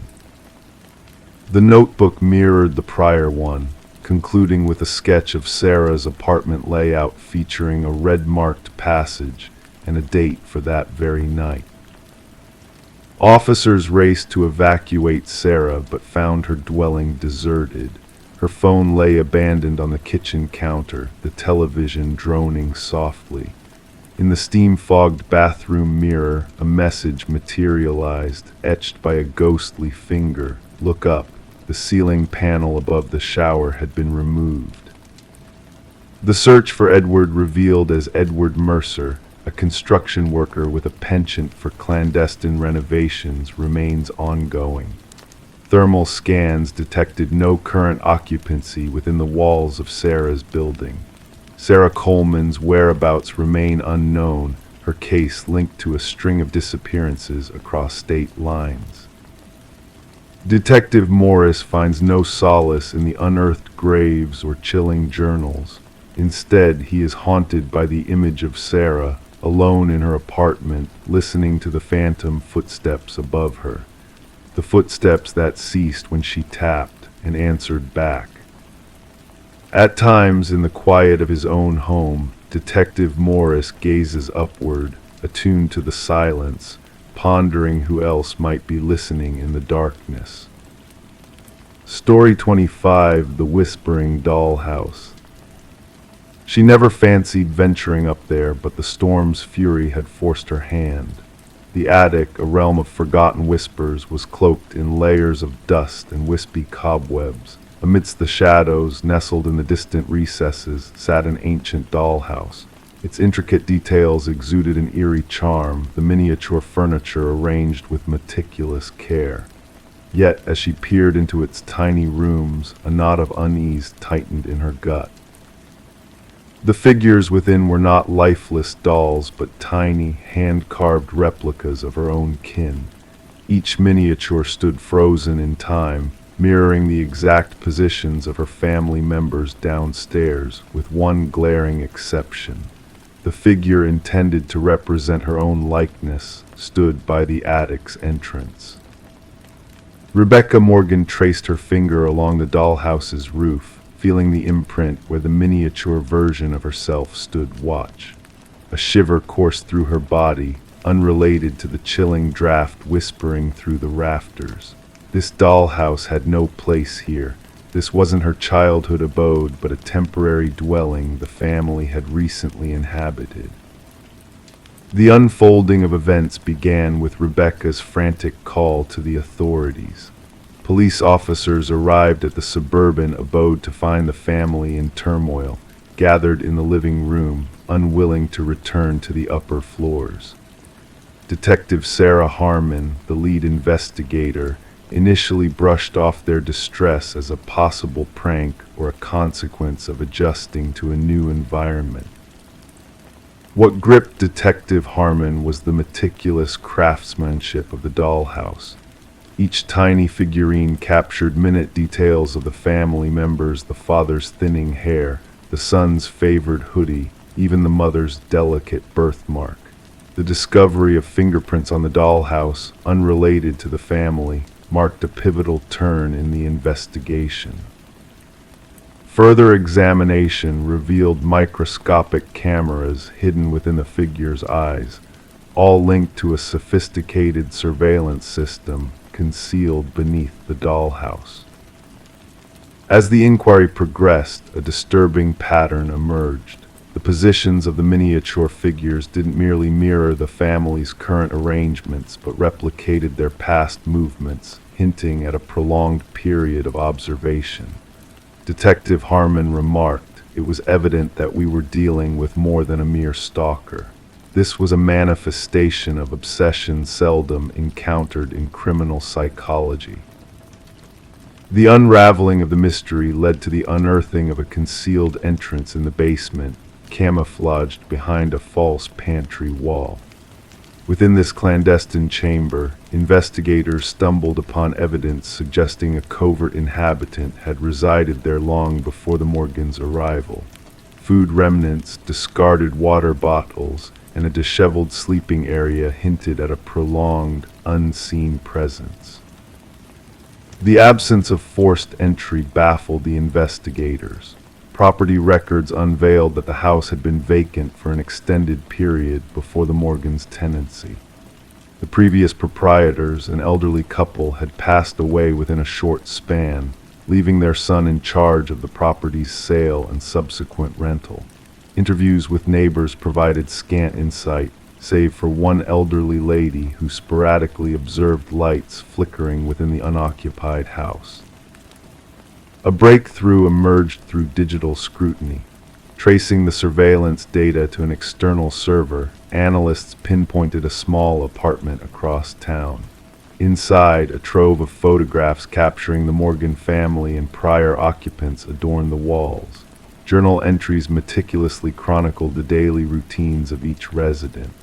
The most unnerving discovery was a workspace teeming with unfinished dollhouses, each representing a distinct household in the vicinity. The apartment's occupant was Martin Wells, the progeny of the former homeowners. Financial records indicated mounting debts following his parents' demise.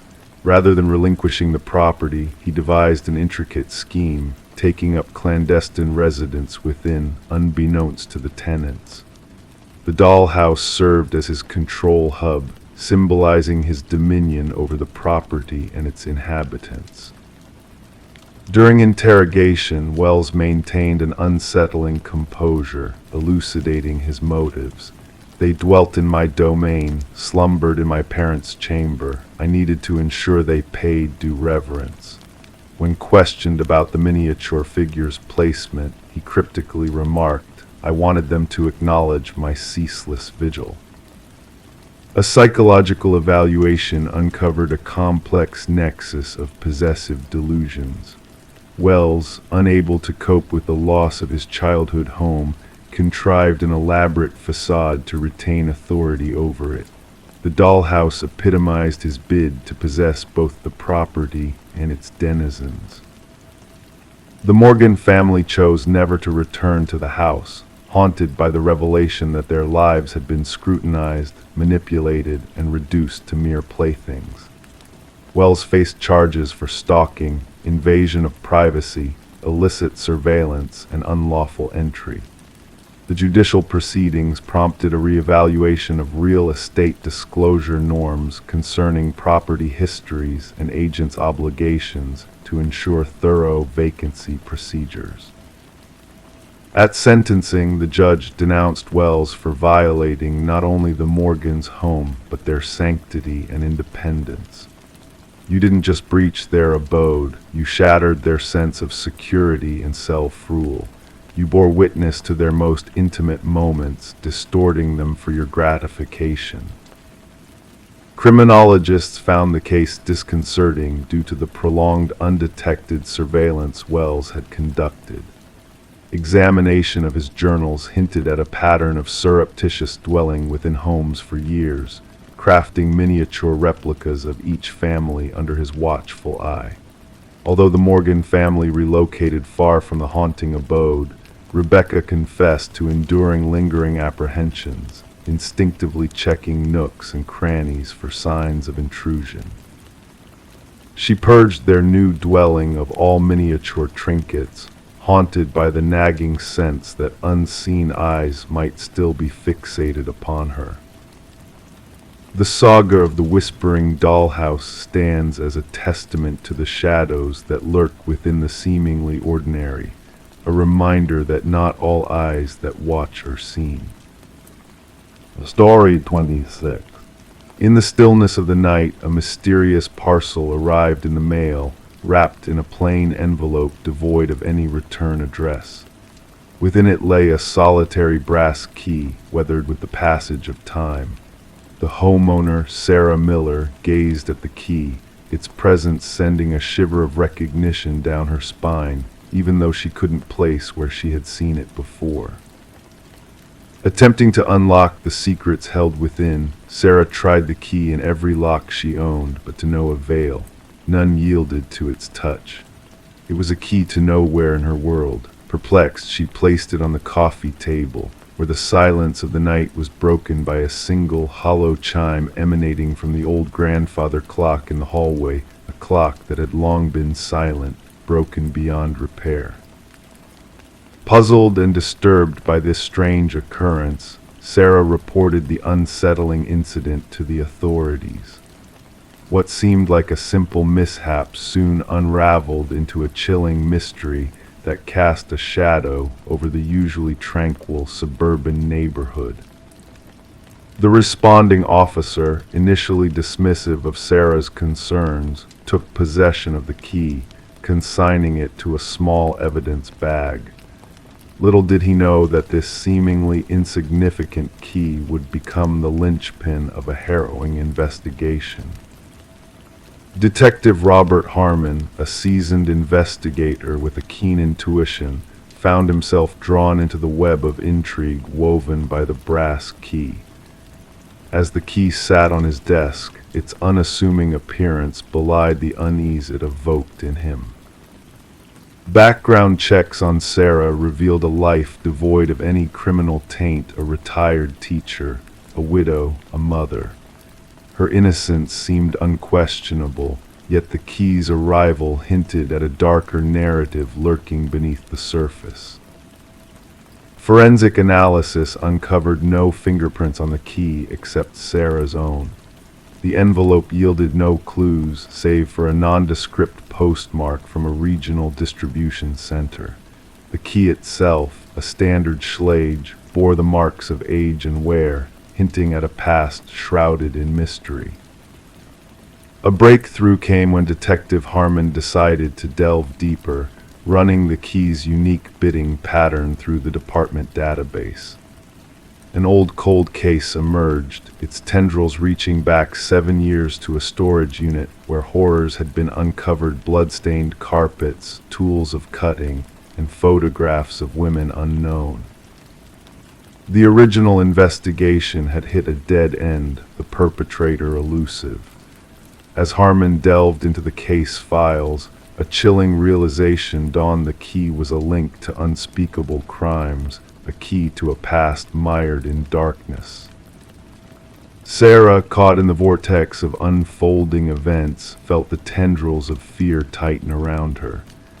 New locks and security systems were installed, but the question lingered like a specter: why had this key found its way to her? A breakthrough in DNA analysis led to a suspect: Harold Jenkins, a shadowy figure with ties to Sarah's past.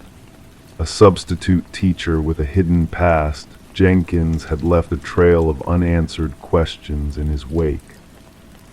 The manhunt for Jenkins intensified, leading authorities to a cabin concealed in the woods, a chamber of horrors where keys with names engraved on tags hinted at unspeakable atrocities. The darkness within threatened to engulf all in its path. As the hunt for Jenkins unfolded, a community held its breath, gripped by fear and disbelief. The press dubbed him the Keymaster, a moniker that echoed through the nation, a symbol of terror lurking in the shadows. The final showdown with Jenkins, a man consumed by his own malevolence, ended in tragedy. But the legacy he left behind: a journal detailing his crimes, a key identical to the one Sarah had received, spoke of a darkness that defied comprehension. The investigation uncovered 32 victims, their stories etched in pain and loss. Families found closure, yet the scars left behind would never fully heal. Sarah, forever changed by the brush with evil, could never return to the life she once knew. The grandfather clock, once a harbinger of mystery, now stood as a symbol of the darkness that had infiltrated her world. And in the silence of the night, the brass keys in the evidence locker whispered of lives cut short, of truths too terrible to fathom, a reminder that evil often wears a mask of normalcy. Story 27, the mysterious whispers of the old intercom system in the Victorian manor, stirred the curiosity of the new homeowners, Daniel and Meredith Parker. Nestled among ancient oak trees, the manor exuded an eerie charm, its history veiled beneath a modern facade. Late one night, the crackling intercom beckoned Daniel to press the button, unleashing a haunting whisper that sent shivers down his spine. His wife Meredith stood by his side, her voice soft as she denied ever uttering those words. The intercom, a relic from another era, held secrets long forgotten until a discovery behind a wall unveiled a chilling truth. A small leather-bound journal belonging to Alina, the previous owner, revealed her fears of harm from her husband, Vincent Blackwood. The final entry, dated 30 years ago, hinted at a grim fate. Detective Sarah Reeves arrived at the manor, sensing there was more to the story than a mere break-in. Daniel recounted the strange occurrences with the intercom, leading them to unearth the remains of Alina buried beneath the garden shed. Vincent Blackwood's calculated deception and chilling confession unraveled a tale of betrayal and murder. The courtroom echoed with the weight of justice as Vincent pleaded guilty, his calm demeanor sending chills down spines.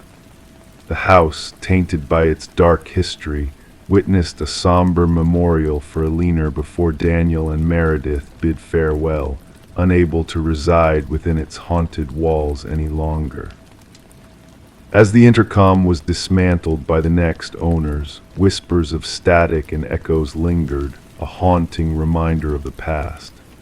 Detective Reeves, reflecting on the case known as the House That Answered Back, drove past the manor, drawn by the whispers carried on the wind, a testament to Aliner's enduring presence in the house's dark legacy.